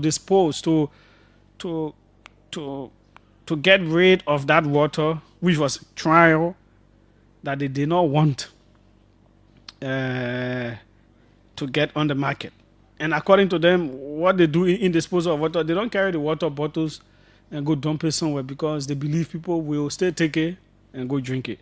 So what they will do is they will one by one. And so you can put up the next one after Momo's letter. You see disposal report from National Beverages Incorporated, Monrovia, Liberia. Prepared by Momo J. Kamara, EHTS County Coordinator. And Genesis say, Assistant EHTS Supervisor, Bourgeois District, did August 28th. So they filed their report. You will see the pictures there. So they say how they dispose of the water. One by one, they will open each bottle of the water and dump the water into a bigger can and then waste it. That's how they dispose of water. They can't carry the water bottle and yet dump it somewhere because they think people may still take it. So, the report, that's the third page. Please put that up. Upon receiving communication from the management of above-mentioned establishment on August 15, 2023, a team of public health technicians from Montserrat County Health Team and the District Health Team visited the warehouse to assess the damaged water. Findings. Upon the team arrival at the warehouse, assessment report revealed that huge quantity of damaged mineral water with a label Diamond Mineral was assessed in one of the warehouses at National Beverages Incorporated, located on the Bourgeois Island Fiscal Compound. Physical appearance of the water in each of the bottles were turbid, and also observed that expiry date on each bottle were current, but the water was not fit for human consumption or marketing purposes due to its damaged conditions. Actions taken. Based on the team observation, it was recommended that 1. The management of the above-mentioned establishment to cooperate with the public health authorities of Montserrat County Health Team to immediately dispose the said damaged quantity of water by using emptying method and dispose the empty bottles in order to avoid said water not to surface on the market. This process will be was carried out in their premises. Attached is destruction certificate, letter from management, and pictures of the disposal process. So while doing their process, some people, whether media people or whosoever they are, saw these people and did a video way back in 2023, according to the company. So the next one he reported is the pictures, emptying each bottle of water in a drum, the damaged water, empty bottles. Yep, you can see those. They're not very clear, but they are there. So, certificate of destruction, August 23, Republic of Liberia, he will put that up as well for you to see. So this is to certify that a consignment of 4,500 sacks of Diamond Mineral Water owned by National Beverages Incorporated, Monrovia, Liberia, were condemned and were properly disposed of by destroying through emptying all the affected batch at the premises of Fishco Compound, Bourgeois Island, on August 21 to 22, 2023, under the direct supervision of public health authorities in the presence of the owner. This action was taken due to the communication received from the management referring to the above-mentioned consignment as trial, but does not meet the minimum requirement of the Department of Environmental and Occupational Health in terms of water quality standard, and is therefore granted this destruction certificate upon completion of the disposal. Signed, Momo J. Kamara, blah, blah, blah. You've seen that. Good. So that process went on, and some people may have done a video. So whether it fell in media people hand or whatever it is, according to that explanation, some first group of people who may have platforms on social media and all of that, wherever, when there, it's like, oh, we have this video that you people are repackaging spoiled water. People said, no, that's not true. That was way 2023 when we invited the authorities to dispose of water. We ourselves invited them, and they were part of the process that we dispose of. So it is not a recent video. It is not new. No, it is not true. We are not. We have our new factory here. We've been producing water under the best of circumstances, and all that kind of thing. So no, don't do that. Well, there were back and forths between them and those media people. Okay, it fell in other media people's hands, according to them, that went there, told them the same thing. Whatever happened didn't happen. Whatever the case was, those media, one of the points is when they posted to social media, the company was rebottling expired water, according to them. I have a whole lot of documents, but I also know that the WASH Commission issued a statement on this matter.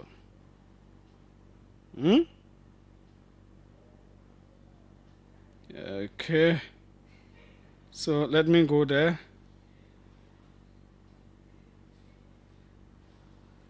Let me go there. National Wash Commission, they issued a statement. It's still on their page on April 24.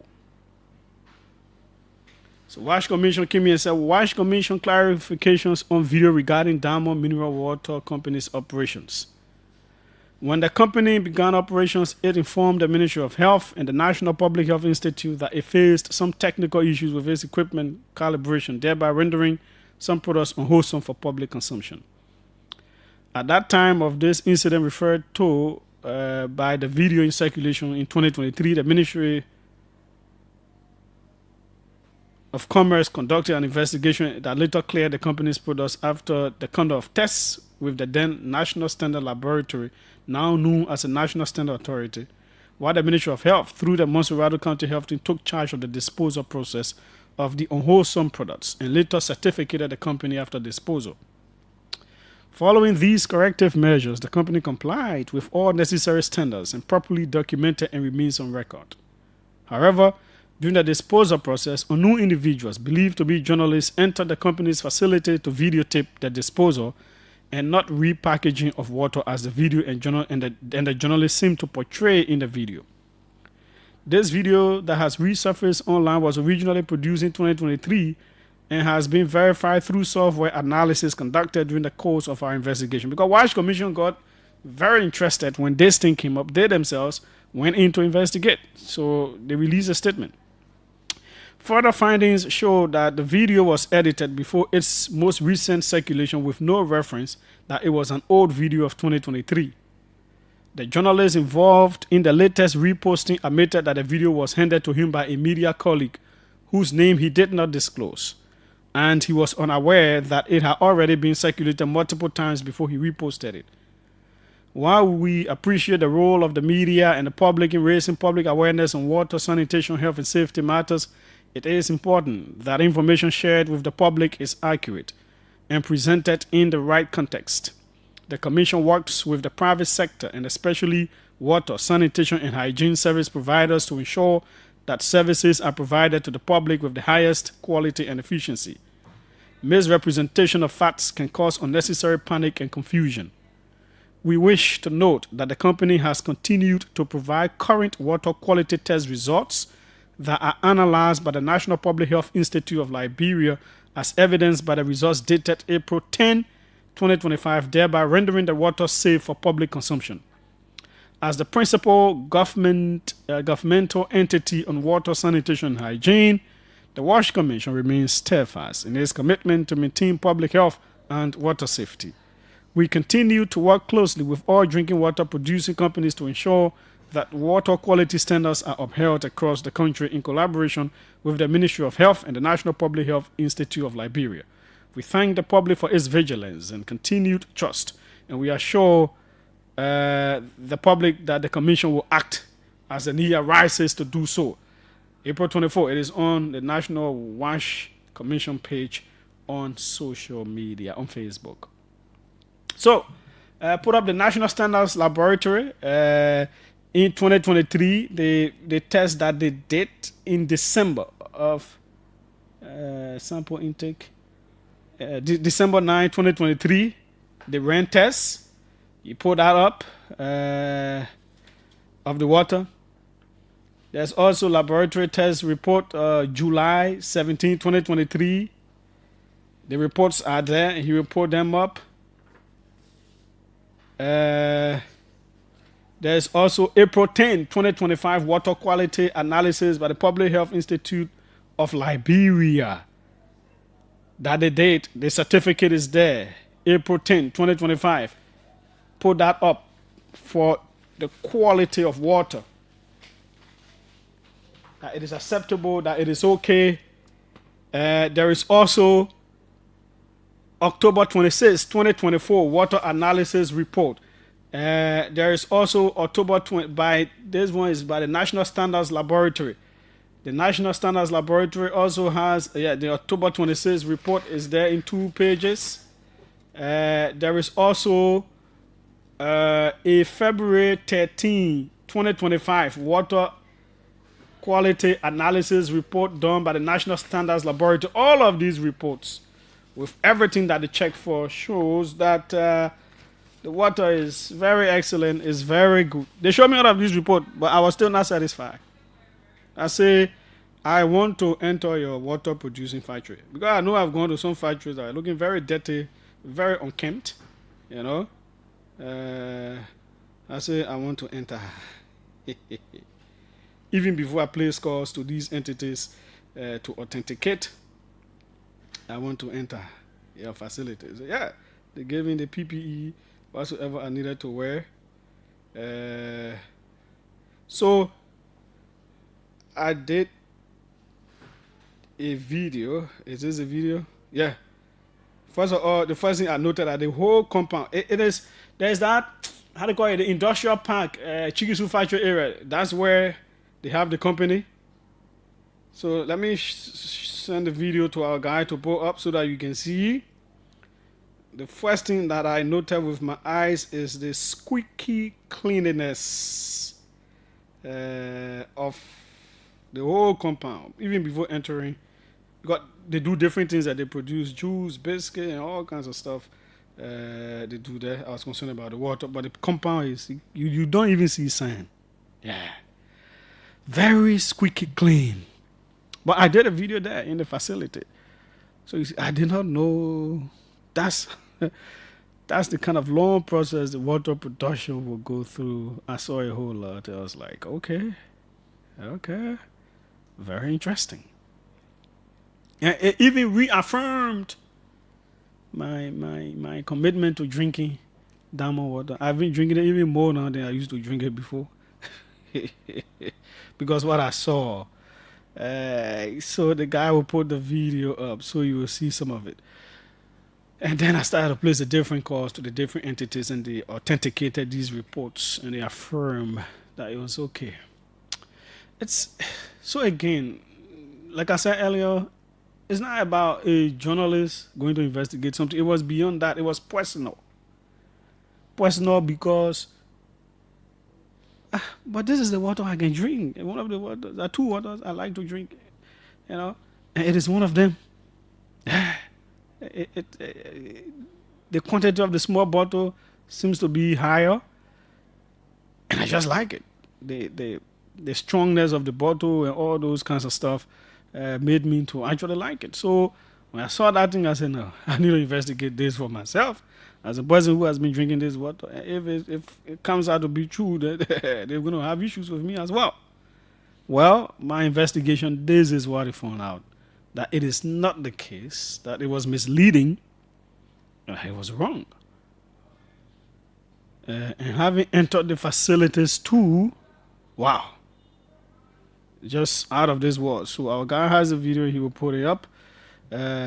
So you will see what I'm talking about. We are anticipating the arrival of Representative Ernest Mans. Yeah. We're hoping that he will be in any time soon. Before we take your calls. Okay. I know he should be around. Okay, he says he's 5 minutes away. So let's start taking your calls. I wanted you to see just a bit of the video. Just a bit of the video when the guy pulls it up so you will see. So you can say, oh, Julius Jeh talking, man. No. I will never do anything to mislead people, especially for water. Oh, I take water too seriously. People who know me know. I leave water somewhere safe for me to come back and drink it. Very hard. Yeah. I'm very careful when it comes to water business. So this is personal as well. I went there. I saw how the bottle that can expand. It's a very small stuff. Yeah, that's what they're showing there. They put it there. The stuff expands. It passes through. No human interactions until the bottle is sealed. It passes through this very elaborate, very yeah. Okay, you have it up now. Good.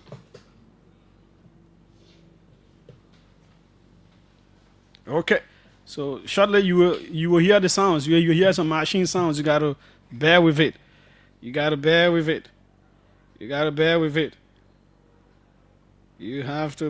it. Let's see. Okay.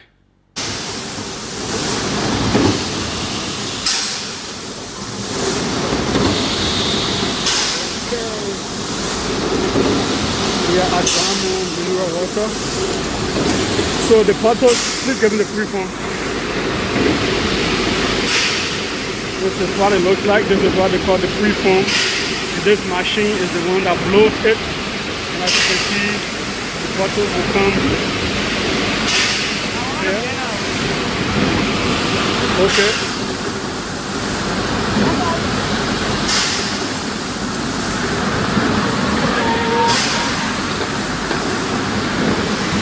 So the bottles come.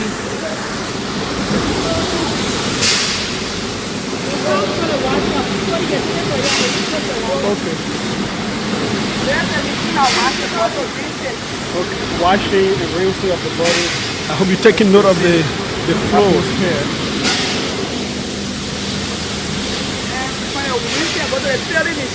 Okay, so after rinsing, come to the machine that fills. Both awareness. Okay.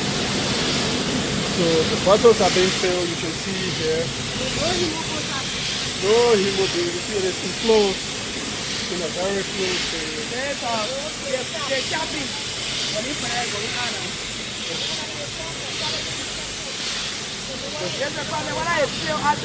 Okay. When you're not filled, they will take it off.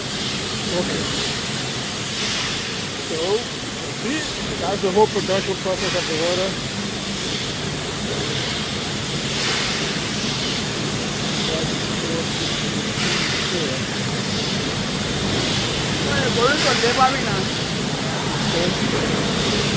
So put the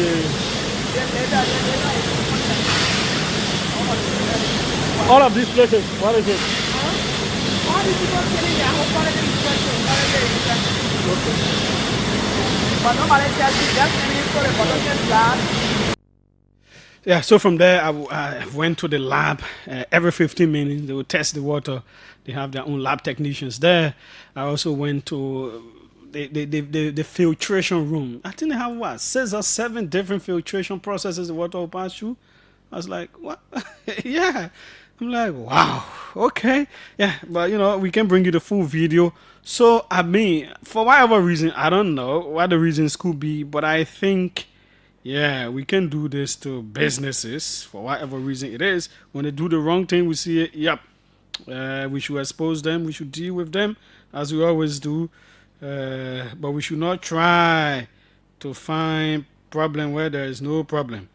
This point says in business, we refer to this as business politics, to undermine your biggest competitor. Someone is messing with them on Julius. Okay, that's what this person who is a business person also said. Well, let's take a few calls. Our guest is here. Then we'll come to him. 777-700-995, 555-995. So far, given the authorities I have spoken to, the documents I have seen from the authorities, and what I saw for myself, do not panic. Myself drinking diamond water. So if that's why you want to buy to drink, drink it. They're not into no bar water business, yeah? I feel very free. Welcome. Let's hear you. Lorenzo Boga from Ravi Highway. Go ahead. Let's hear you. You know, when I saw that video at first, my church choir usually drink that water, and I sit not too far from the church, So normally they will share a bottle with me almost every Sunday. And Julia, when the guy gave me the water, I got scared. I didn't want to tell them, say, oh, the water, so they happy, I want to drink it. And I just took the water and just laid the water right beside me and dropped me that water left right in the church. And thank God that you are able to, go through the process and make all the understand that, that normal practice in business. Your competitor, whether when you are competing and you notice that somebody is not yeah, and the many quantity more and all that stuff. So a plenty people going for it. Very good. The liter there is higher than the other water around here, and that's the same thing. I think something similar happened to Bravo. Again, I heard an announcement about Bravo, and I don't know what the situation with them as well, because when we were closed because of the sanitation issue. Since then, we have not heard anything from the EPA or whosoever concerned. As to whether they are back on the market, so is another thing we can make some follow on. Okay. Thank you very much. Thanks so kindly as well. That's what investigative journalism is about. Welcome. Let's hear you. Yeah. Thank you so much. My own big brother and ally, Julius. Let me first take this time to extend my heartfelt congratulations to Speaker Kun for his re-election as the Speaker. And let me also take this time to appreciate my political leader, President Baka, for respecting the rule of law, even though people we are talking about water issue. They talk about rule of law. Why water better than rule of law? We get a rule of law man in the studio. Come into that one, yeah. I beg you. Okay, so yeah. So the issue. To the issue, right? You know that you are saying about water. Water is very helpful in every man's life, and even myself, I am a consumer of diamond mineral water. So when you are like discussing about diamond mineral water, I was like too concerned. And thank God you are drinking, and I think everything is on course. Thank you for the information. Thanks so kindly as well. Let's see who's on this side. 777-700-995, 555-995. We can squeeze in 2 or 3 quickly. Welcome. Let's hear you. Oh no, I slip off. 777-700-995, 555-995, the numbers to call. Welcome. Let's hear you. Hello.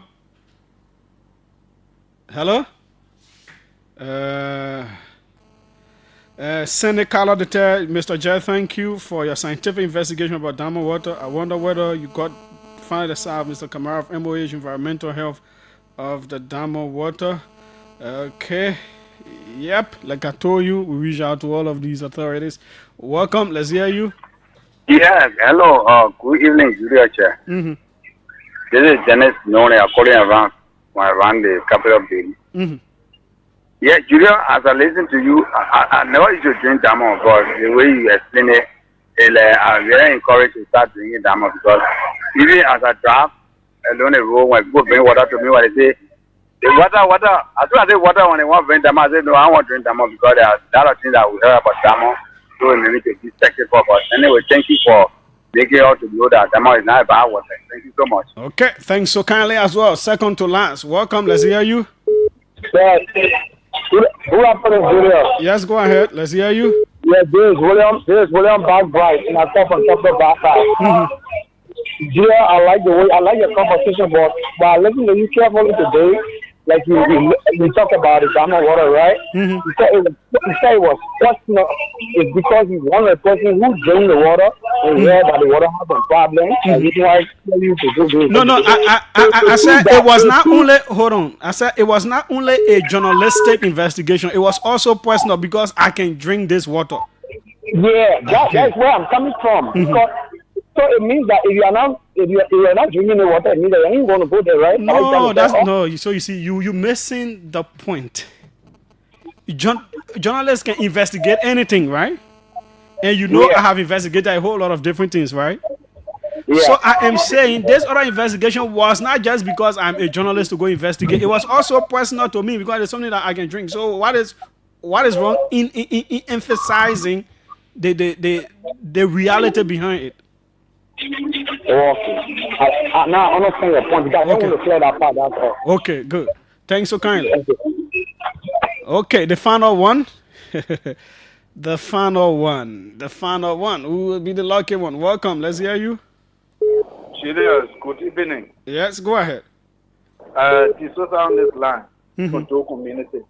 Mm-hmm. Julius, I'd like to appreciate you for your talking point on the scientific discovery. Julius, trust me, I was about throwing my 2 sacks of water aboard. I was about throwing it away. Oh? Yeah, I was about throwing it away, diamond water. But thank you for discovering the discovery, my brother. And to the issue of our brother that lost his life in Bon County. Mm-hmm. This death penalty is getting serious, most especially extrajudicial killing is getting serious. So we need the Liberia National Police to thoroughly investigate this situation to bring perpetrator to book. Okay, thanks so kindly. That's how we'll leave it. We hope we've played our part. It's a public concern. Your concern was there. Our concerns were there. The journalistic investigation was there, and we went out and we found the truth. You can trust me, I have a whole lot in my house that I'm drinking. So I will not tell you to drink something that I know is not good.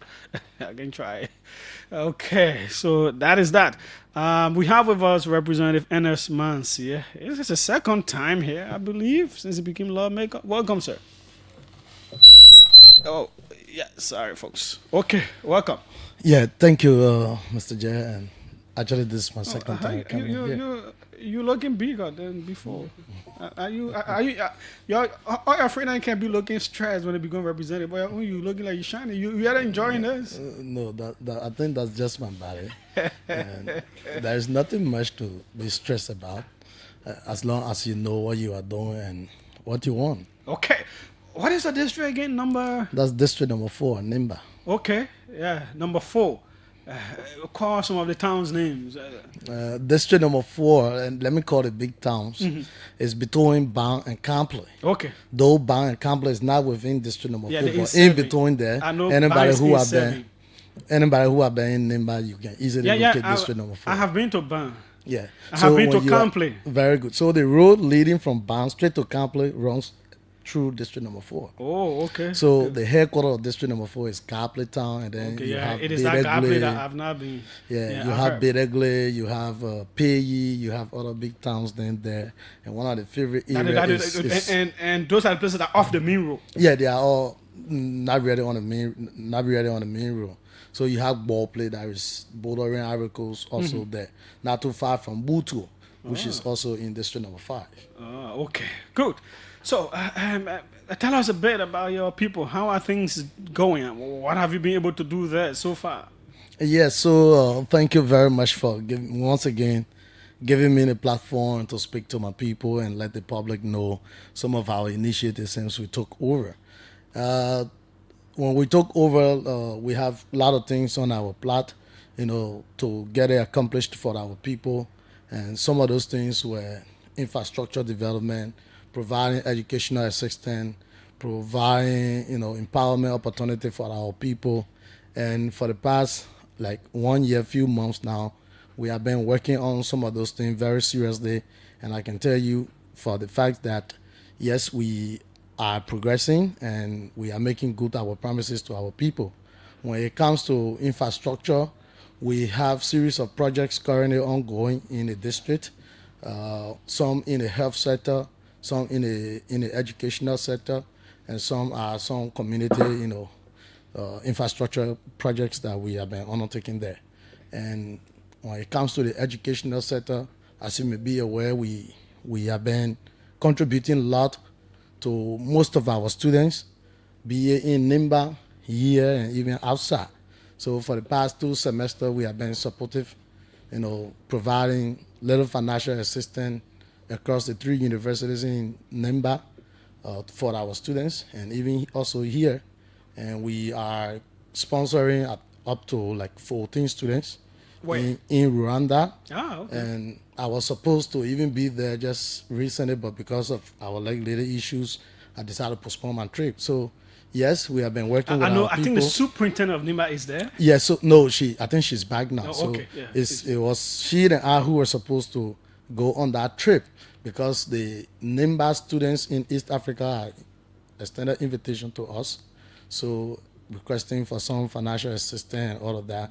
But again, though we didn't go for that program, but we made our contribution in the term of 1,500 to the Nimba students that are studying in East Africa there. Though we have our own students in there that we have been supporting for the past 1 year. And this April, make my students, the last batch, make them 1 year there. And the first 6 persons have just graduated with BSc, and some of them will be pursuing their master's program. You mentioned infrastructure projects in the district. You want to name a few? Yeah. So since we took over, the district headquarters, we have 3 different projects currently ongoing there, because like I said, my district is one of the remotest districts there. So in the district headquarters currently we have about 40 bedroom health projects that we are currently on. We also have a 6 bedroom guest house project that we just zinked a few days ago, and we also have a police station there. And in one of the community, we just completed a cleaning project that we just zinc. We also on a school project in one of the community called Biok Benelli and lot more. I think we have like about 15 of them. I you hope know, to currently. enter your district. I'm always in Nimba. I've not been. I've gone as far as Tapeta. I've Yeah. gone to Ban. I've gone to Kample. I have gone to the Logua Tuo border. I think like 3 or 4 times. So now. that is actually the boundary between district number 4 and district number 3. So when you are going to Logwato on your right, is district number 4. Okay. Yeah. Yeah, but I really hope to enter that district. And I see can some of take those you. towns. I can take you Yeah, sure, to we district should. number 4 Yeah. to see some of the things that we are talking about. Yeah, sure. We should do that soon. Then the by-election came, and your area was one of the areas that gave some of the very hugest numbers to Samuel Koga. Why do you people vote that way? Yeah, actually, I think my district was one of the districts. I think we came like this. We're just around like 100 vote difference between we and district number 5, the district of St. Koga, because we went on our feet to talk to our people, and there are a lot of stakeholders within my district, and we were all speaking with the same voice. So our people had no choice but to listen to us, and that's why we get the vote that we got there. But others argue that Edith is a good candidate. She's a female, quite articulate, is able also to articulate the issues of Nimba County. But it appears that people accuse you people of tribalism in this whole electoral process. So you need to be asking yourself, Madam Edith had contested in Nimba 4 times. Why is it that people, the Nimbayans, are not yet still understanding why they are not voting for Edith all this while? So you should know that there is an issue. And until she can realize that issue, then she will always have to contest. And you who are not from there, you won't know what is the main issue. Other people will bring tribal issues. Other people will bring, divisive messages. But at the end of the day, there is a core issue that many people are not speaking to. And this is why it has been contributing to our defeat all of the time. What is the core issue? Some of the core issues. Edith does not have a good public record. Edith was superintendent in Nimba from 2011 up to, I think she spent like 6 years in that position. Edith has a lot of corruption when she was managing the Nimba Development Forum. The report that came, it indicted Edith in so many ways. Edith, some of those projects that Edith said that she undertook in Nimba, you will see a project of maybe 10,000, 20,000 that was used only to build toilets. So these are things that people still hold against Edith. And one of the things, I would say I've never heard it from she herself before, one of the things that most Nimbari have always counted against Edith is the fact that she is one of those persons who have always pushed the division of Nimba. And any politician who comes from Nimba, you dare talk about you want to divide Nimba or you support the division of Nimba, the people of Nimba will always stand against you. So this is one of the main propaganda that have been, against Edith in Nimba. And most of the time, people turn it to, to tribal issue and all of that. Yeah, but those are points. Those are valid points. But you, the policymakers, are also driving those through. Like you said, you yourself didn't hear it from her in terms of dividing. I can't lie to you. But she made that allegation against Koga too, that he was supportive of it at some point in time. So now, when it is a propaganda, the man who has the stronger voice. So if this is a propaganda against anybody or that anybody can use against another person, then when you are using that propaganda tool, you got to be strong enough to convince the people. But if the other people succeed in using that against you too, then you got to also be strong enough to defend yourself. And you people build this election as a referendum on the vice president, whether Nimba still supports him, and he was in the front lines, he was everywhere. He made it appear like he himself was on the ballot. Yeah, it was not really that he himself was on the ballot. We Nimbahans, there is something we believe in. We believe in our leaders. Before the passing of Senator Johnson was clear to the Nimba people that Jeremiah Kuhn is going to take my place. So our campaign message to the people is that the fact that we all have how you call it, work with Senator Johnson wherever he says we should go. This is where we go, and we have always demonstrated this. We need to show to the Liberian people that another Senator Johnson is here. Nima is not left alone. And you yourself could bear us witness that during the passing or after the passing of Senator Johnson, many people felt that Nima had no leaders again. Nobody going to be listening to anybody again apart from Senator Johnson. So we wanted to prove to the people that yes, Senator Johnson, though he's gone, but he left somebody behind and we're going to listen to that person. So that's why we got to go every length and breadth of Nima County to campaign to the people to make sure that yes, the side as the VP have shown, the side wins. Now, I see you wearing the law is the law. Yeah. And it looks like a caricature because it was not, you are part of the majority blog. You all were not the ones pushing law issues. In fact, you were pushing mostly politics. People who supported your end were talking about politics and legislative politics and all of that. And then today, I see all of you in these white t-shirts emblazoned in blue writings with the law is the law. You are respecting the law today? We have always respected the law. Something that many people never understood during this legislative impasse, and they have called us names all along, is that we have rules, right? And we were working in line with our rules. Other people have their way they interpreted our rules. Other people have their way they interpreted the Constitution. But we strongly believe that we were working in line with the law. Like I have always said, people say, oh, Fonati was not removed properly. I tell people that I cannot sit down on Fonati as long as he has been removed. We took a vote. The law provides that a speaker shall be removed by a resolution of two-thirds majority.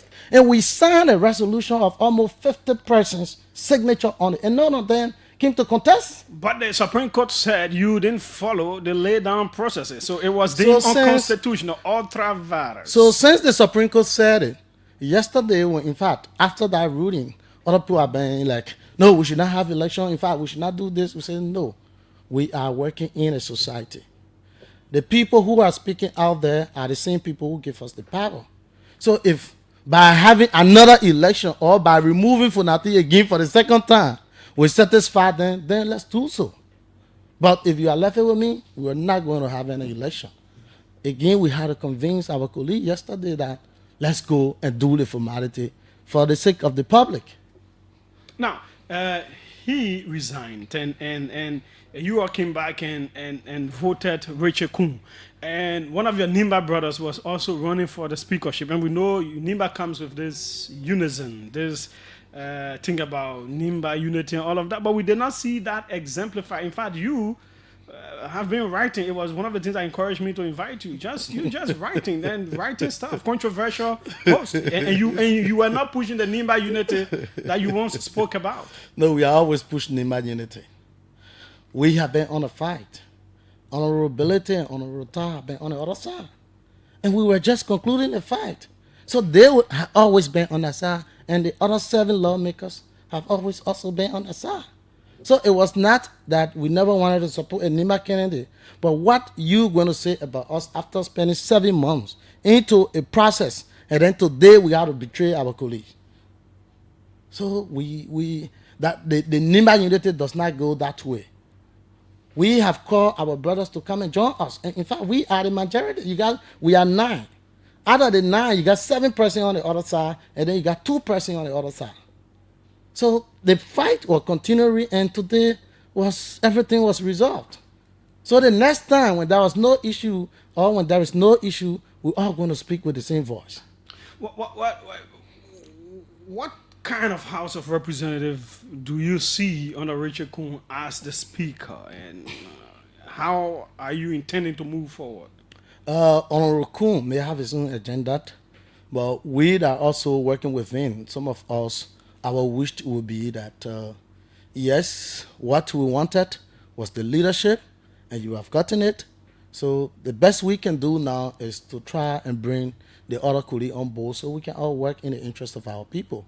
And in fact, I was one of those that during the negotiation, the resolution process, and whatever discussion that were going behind the scene, I was one of those who suggested that we need to do something about this If it requires lifting of suspension, if that is the only issue, let us lift the guy's suspension.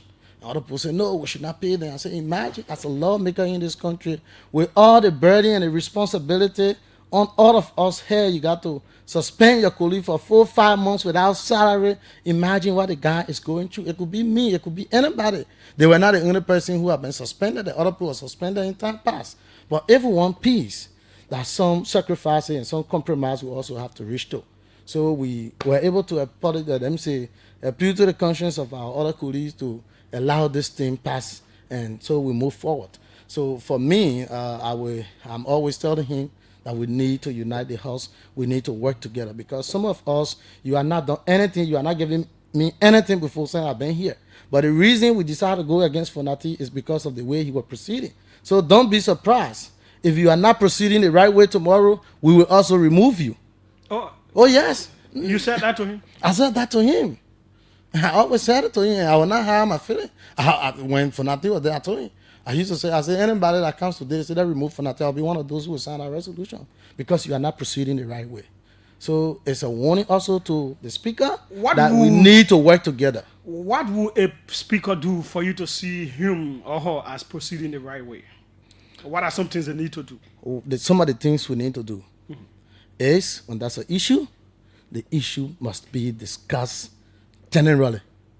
If it affects you, it should also affect the next man. It should not be based on interest. And some of the things that used to happen over there, you will write a communication. There are burning issues that are affecting my people in Nimba or maybe in my district. Somebody will bring the issue up, but because another person have interest in that matter, that issue will be swept under the carpet. No attention will be given to that. One of my issues I have with the former speaker, Kofa, was when we came new there, I was one of those who wrote this communication that we need to review all of the concessions across the country. And my first interest was those concessions in the mining area. Mm-hmm. And my communication was specific. We cannot have our brothers in this country, but then you got the concessionaires bringing accountants, bringing those people that they call expats, and yet our people don't have job. So let's look at who are those that have been brought in this country as expatriate.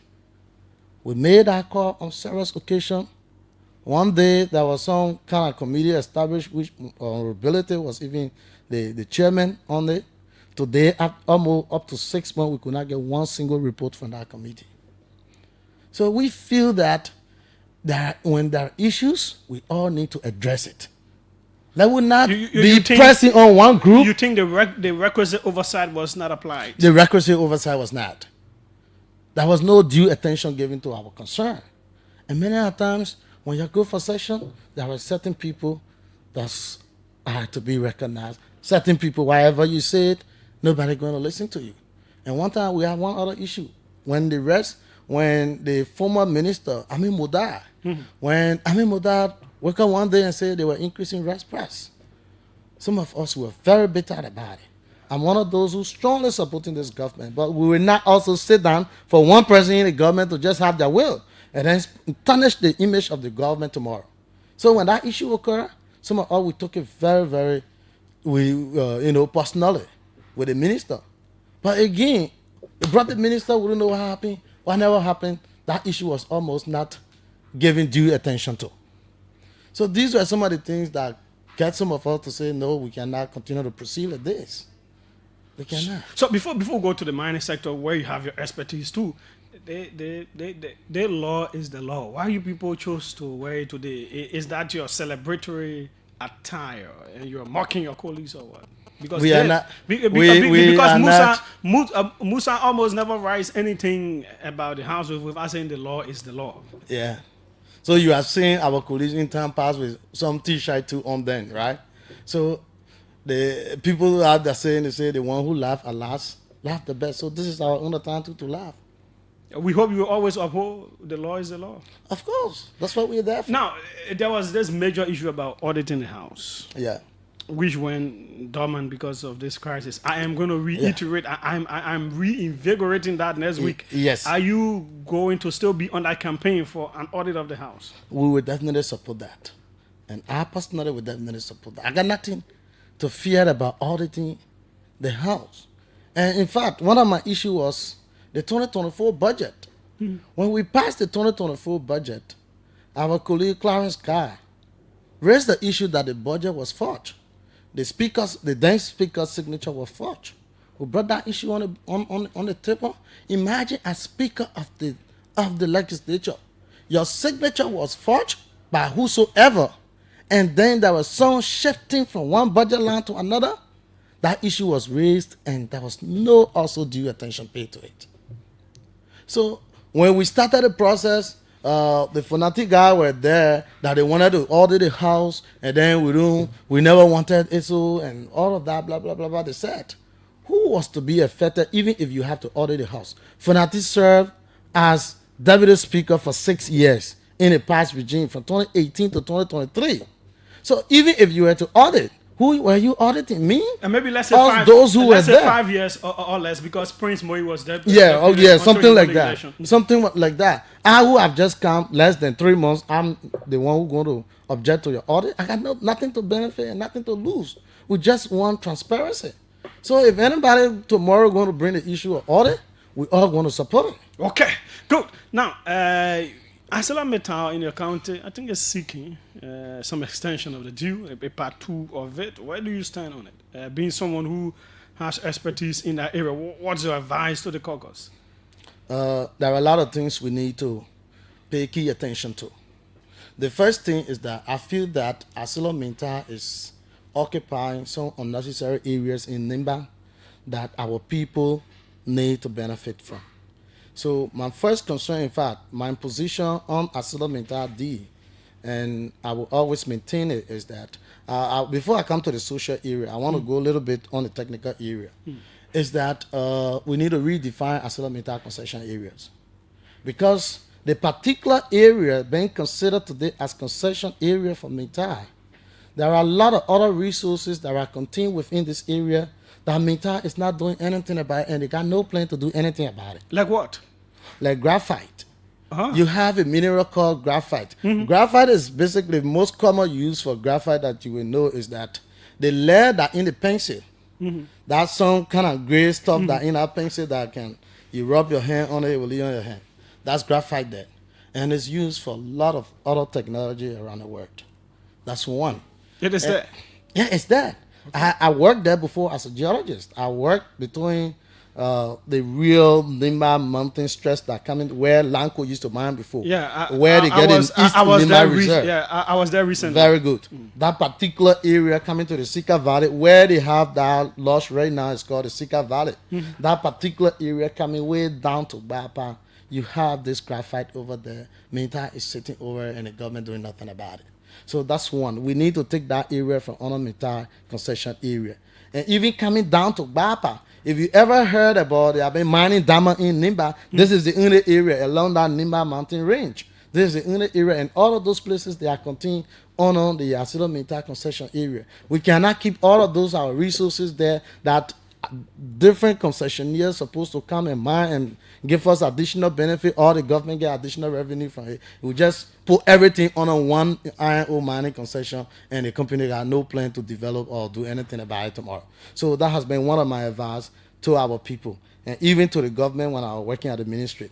I've always stressed on this. And even going up towards Guinea area there, that's another graphite. Right now you got a huge graphite deposit just right across the border. There's a town there called Lola. That graphite deposit is also extending to Nimba, to that particular area. And sometime back, there was an American company here. One renowned exploration company, they came, they wanted the place, but because of overlap with Minta, the company have to leave. So those places, you need to carve them out. It is going to be difficult because the government gave that concession area, the area, to a particular company to disaggregate that now. No, there's always a way. Okay, Julius, you are sitting behind here, and those areas that I'm talking about, they are on my side here, right? So there is you can easily run a line between here and say, Julia, where are you sitting down? It's where you supposed remain right there. The other place on this side, since you don't get nothing to do yet, the IO is not extending to those other areas I'm talking about. Okay. So you can easily take them off. Okay, let's see how that will play. And like I said, that was the technical aspect of it. Another aspect is mental social responsibility. By now, if you are going to Yukipa based on a concession agreement, mental would have supposed to by now renovate the whole of Yukipa where Lanco used to be. But after 20 years, mental workers are still living in tents. No school in Yukipa. Mental workers, their children are in Sanikole, Ganta going to school there. So these are things that we need mental to correct then before we can start discussing the extension.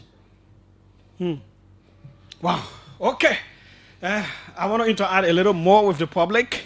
Okay, so the issue of illegal mining too, the Ministry of Mines and Energy, they've been talking about that all across the country. Is a very major concern. Some people are abusing artisanal mining or Class C license and whatsoever, and they're doing all kinds of things. They are getting rich out of the country, and the government seems not to be benefiting much. The last time you were here, you were talking about a kind of plan to put in place to address those kinds of issues.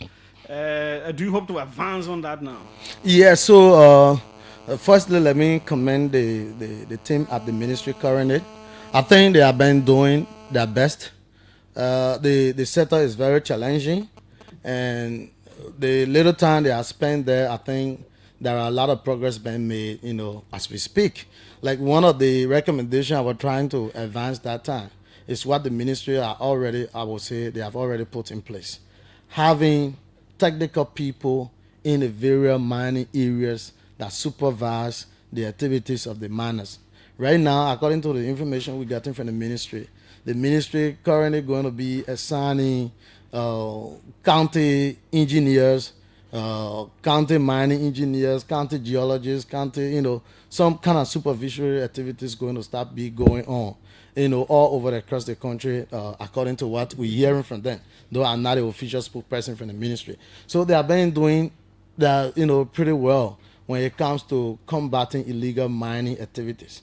One of the things when I came the last time I said was, you have inspectors, people that they call them inspectors in the bush, and all of these people, none of them is on payroll. Then you expect this man to go and arrest somebody who got 4 or 5 kilograms of gold in Bokonjile. You expect that man to bring that gold to you? So there are a lot of compromises in the process, but I think the ministry have been working on that, and I don't think they have those huge number of volunteers that were all over in the bushes calling themselves inspector or mining agent and rest of that. I think they are trying to work on it, which we commend them for that.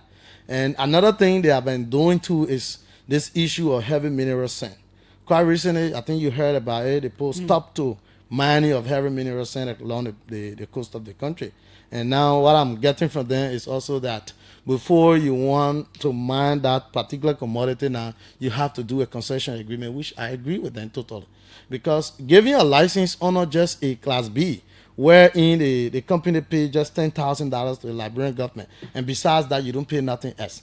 But now if you put them on a concession, there will be some social responsibility. The company will be, paying some taxes, and the government going to get some, additional revenue from the activities of the guys as compared to time pass where you just give them 10,000 license to operate on it for 5 years. Ernest Mansier, District 4, Nimba County Representative, taking some time out on VOK Conversation, 777-700-995, 555-995. We've talked about a whole lot of issues from his district to legislative politics, and then to the mining sector. Let's hear you on 777-700-995, 555-995, the numbers to call. Let's see who's coming in here. Welcome. Let's hear you. Good evening, Julius. Yeah, go ahead. Thank you. This is Zach F. Bemo, and I call from Upper Cardwell. Julius, let me say thank you to your studio guest. I heard him making reference to some corruption allegation against Madam Gonglo, where he, as a sitting lawmaker and member of the caucus, I think with this allegation, it's about time that he can get involved to see that they investigate Madam West, since in fact during her tenure as a superintendent, she was involved with a lot of corruption issue. Let her be brought to book so that if for culpable, she can restitute the money for the people of Nima, because we are now allegedly.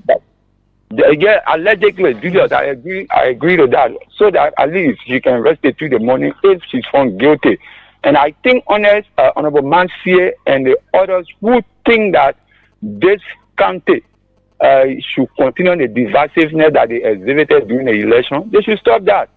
We need competent people to serve.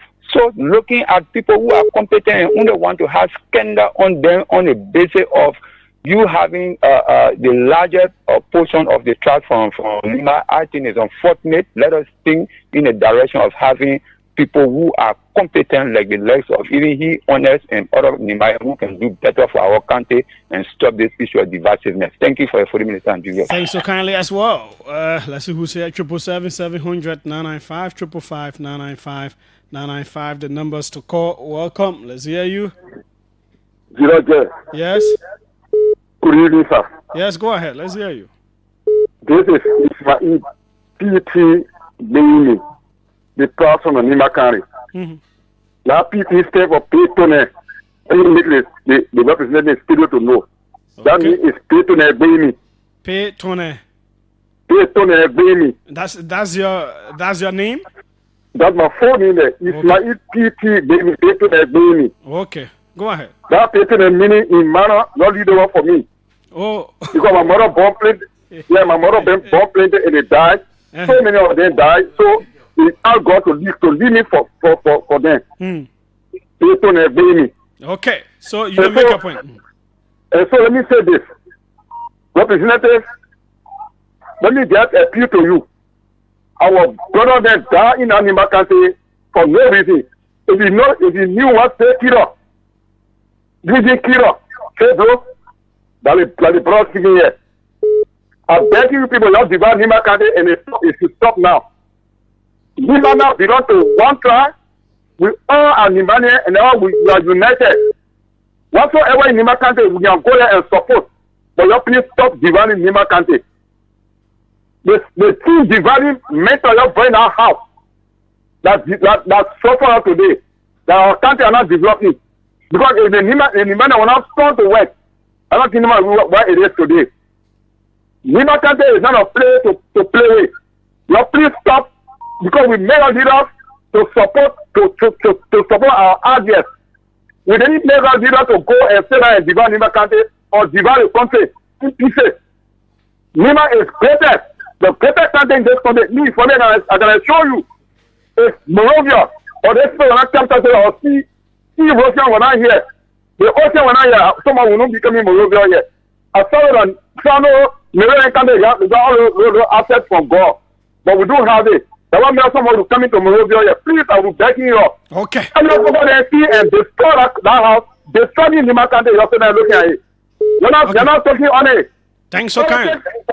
I come in. Let me conclude this. Yeah, quickly. Let me conclude this quickly. Nima County, the Senate program, the whosoever, we all born in our place. We should be one. We should work together. Let's not divide Nima County on travel land. Thank you very much. Okay. Thanks so kindly. Don't divide on travel land. Let's see who's on this end. Welcome. Let's hear you. Thank you, Julius. My name is Mamen Sikaba. Thank you for the opportunity. Well, I listened to your guest, and I just want to say the wearing of that t-shirt indicating the law is a gross provocation to the rule of law and a contradiction to what they stand for. They have never, ever respected the rule of law. They will be recorded for disregarding the laws of our land and for being lawless. So to have me worn that t-shirt today, it was just unfortunate. Because we don't even remember where and how they ever recognized the law of our land. And he, as a representative that fall in the act of violating our laws intentionally, should come to studio and be preaching reconciliation, but not provocation. To have said he who last the best is a clear provocation. Because you know what you're here today is very questionable. You know what led to it? How can a man be serving as a speaker, enjoying every immunity of speakership, and then the next day he said he's stepping down, he goes back and contests the election, and you want to tell the Liberian people that who last the best? No, sir. I think you should be apologizing for the gross disrespect of the law. Okay. But remember, like you said, he who last the best. It is your time today because you have the majority, and you find pleasure in disrespecting the law. But when the law goes against you tomorrow, you have no audacity or moral to even stand and go to the Supreme Court to say you want to fight for your right. Because when time came, when you needed to defend that law, you disregarded the law. Okay, thanks so kindly. Let's see who's on this end. International, welcome. Let's hear you. Good afternoon, Julius. Frank Gibson in the call from Paris. Go ahead, Frank. You know, 2 days ago, I was speaking with my wife from Midmother. She said, Madam, she just forgive people. She wrote things I had that would not vote for them. So I was joking with her. I said, well, Madam Governor wants to pull the plastic bag. So I am shit up there and all money with it. But I want to speak to the gentleman in the office there. I think I was speaking there previous. When I saw today Rachel Poole vying for the speakership. And over the last 6 months or 8 months, they have been going around as a speaker of the Republic of Liberia. But today, the speaker, who was supported by Joseph Walker, the president of the Republic, vying for the seat speakership that already occupies. So I don't know. The young man is talking about rule of law. The law is the law. Was Richard Cook actually a speaker before yesterday? Mr. Julius Jeh? Okay. Was he a speaker before yesterday or before today? Okay, thanks so kindly. He will answer. This person, Martin Learmere, says, please ask the Honorable about the only bridge connecting both districts 3 and 4. Okay, what is about that? Let's see who's coming in here. Shortly, I'll go back to him. Welcome. Let's hear you. Hello. Yes, go ahead. My name is Pituna Kaiva. I call from Tuhukum, maybe. Yeah, Julius. I want you to please ask the serious guest what is he doing about reconciliation in the district, especially when it comes to major opposition, people like Selu and Kompu Kago. Is Garrison Yellow from District 4? Oh, yeah. Okay. Okay. Okay, thanks so kindly. Let's see who's on this end. Welcome. Let's hear you. Yes, good evening. Go ahead. Let's hear you. Let me say good evening to His Excellency President Baga and some of you came from Brooklyn, this is 17. So, enough about provocation. It's about all of us standing by the same law that was pushed by Funati Kofa and whosoever have called on Richard Kuhn and his team to respect the law. Here we are, the team of Kuhn has kept the bill of reargument, but yet they have it in progress. He decided to resign to recontest the system. So they tell you if you think that somebody's destiny is doubting you, the person will tell you that my destiny is shouldn't doubt you. That is the reason why they are come to studio, or maybe they are wearing a shirt they are wearing. So they are still by the law. The law is Richard Kuhn is not a legitimate speaker according to all of them. I mean, the system has been tested. He became the speaker of the free country. I mean, that people say you're not speaker of. So, Mama Sikaba should not come here and can't tell us. Okay, leave her now. I have view there. You try your own. It's okay. Let's take Madam Edith Gonglo where I think she's listening. Welcome, Madam. Good evening, Julius. I am constrained to call into your show this evening and to respond to some of the outright lies that someone who is supposed to be an honorable person is spilling on your station. The first thing I want to say is that as leaders, when elections are over, the winners, any real good leader would be magnanimous to extend olive branch to those who are left behind, who did not win. But in this case, when you give leadership in the wrong hands, people who have got absolutely no skills, sometimes they wrongly use them. And it's bad for our democracy. I'm shocked that Mr. Mercier will sit in studio and be hashing things that are not even true. about 14 years ago, and he's talking about corruption and all of that, trying to validate the way they tribalized our election, that consistently they have tribalized politics in this NIMBA from his end, and he's trying to validate that is really shameful. I am constrained to talk to it. This is not my approach all of the time. But at a certain time when people do things over and over and over, you have to step up to the plate and respond. So have there been any allegations of corruption against you? He's talking about 2025. I left the superintendent position about 14 years ago. If I had done anything that was illegal, I would have been prosecuted. He is not the court, and I should have been audited and prosecuted. We've passed that stage. We are talking about 2025 by-election.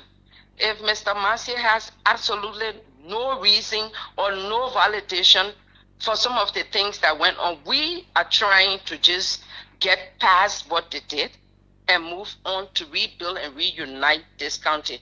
This month, tomorrow is Unification Day, and it is this time that someone who's supposed to be a leader to heal the county, to bring people together, this is the time he takes to bring out divisive lies, and is quoted. Because what Marcia is not telling you, he's leaving out, he's covering his tribal, implication of the way that this election went out. And so I just wanted to tell Mr. Marcia that when you are placed in leadership position, you must work to unite the people you lead and not work to divide them, especially along tribal lines. When you infuse tribe into politics, it becomes very, very dangerous. And that's what he's doing. Okay, because of the time, I needed to ask this question. Have you ever pushed for division of NIMBA? He said he hasn't heard it from you, but those are things that people have said about you. So if he hasn't heard it, then why validate it and even bring it on national radio? That's what I'm talking about. I'm saying he's speaking in court. Because if anybody has supported publicly the division of NIMBA, it has been the now elected and certificated senator of NIMBA, Orokoga. In 2019, a bill was actually presented in the national legislature, and it was sent to committee room. He knows that. And I'm sure Masoud knows this, but he wouldn't speak about it. Instead, he chooses to talk about our fact checkers. I think they fact checked that, and they don't, and they've not found it to be valid. I think so. Okay, but I called names on the radio one time. Okay. Talked to one Medrick Gunty who was on the committee collecting names. Okay, thanks. In NIMBA, signatures for dividing NIMBA into 3 counties, and their sponsor for the bill was now Senator Koga. Okay, thanks so kindly, madam. And Mr. Marcio knows about that.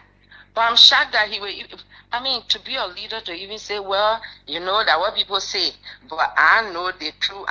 So if you don't know this for a fact, why even say it? Okay, madam. But once you know for a fact, you leave them. Thank you so much for having me. Okay, thanks so kindly, madam. I'll go back to him now. Time is already out. We have 3-4 minutes to go, sir. All yours. Yeah, so thank you very much, and thanks to all those who called to make their input. And these are things that some of us will always appreciate, to make ourselves available to the public. They are always good that people criticize, people correct, and people make suggestions to you as a leader. And I appreciate all of them who have called to make their input. To respond to some of the concerns and let me say question or whatever that was said by some of the callers, I would like to begin with the last caller, Madam Gongolo. And I don't intend to respond to her in a very disdainful and disrespectful way as she has done. She is a mother. The fact that you can refer to Honorable Koga as Honorable and then keep calling me Mr., it also tells you that what the implication of what you're trying to say. And to you, Managonglo, I've never I have not made or lay out any allegation against you from the time I entered the studio. I think Julius' question was why Nigerians are not been voting for either.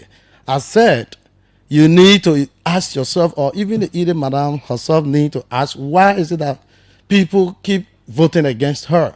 And I said there are propagandas against you. There are allegations against you. I was not laying any allegation against you. I did not say Ide committed this or Managonglo committed this when she was superintendent. I said people have used certain allegations against you in time past, and if you cannot strongly speak to it, they will continue to use it against you. And mind you, election is not about sympathy, madam.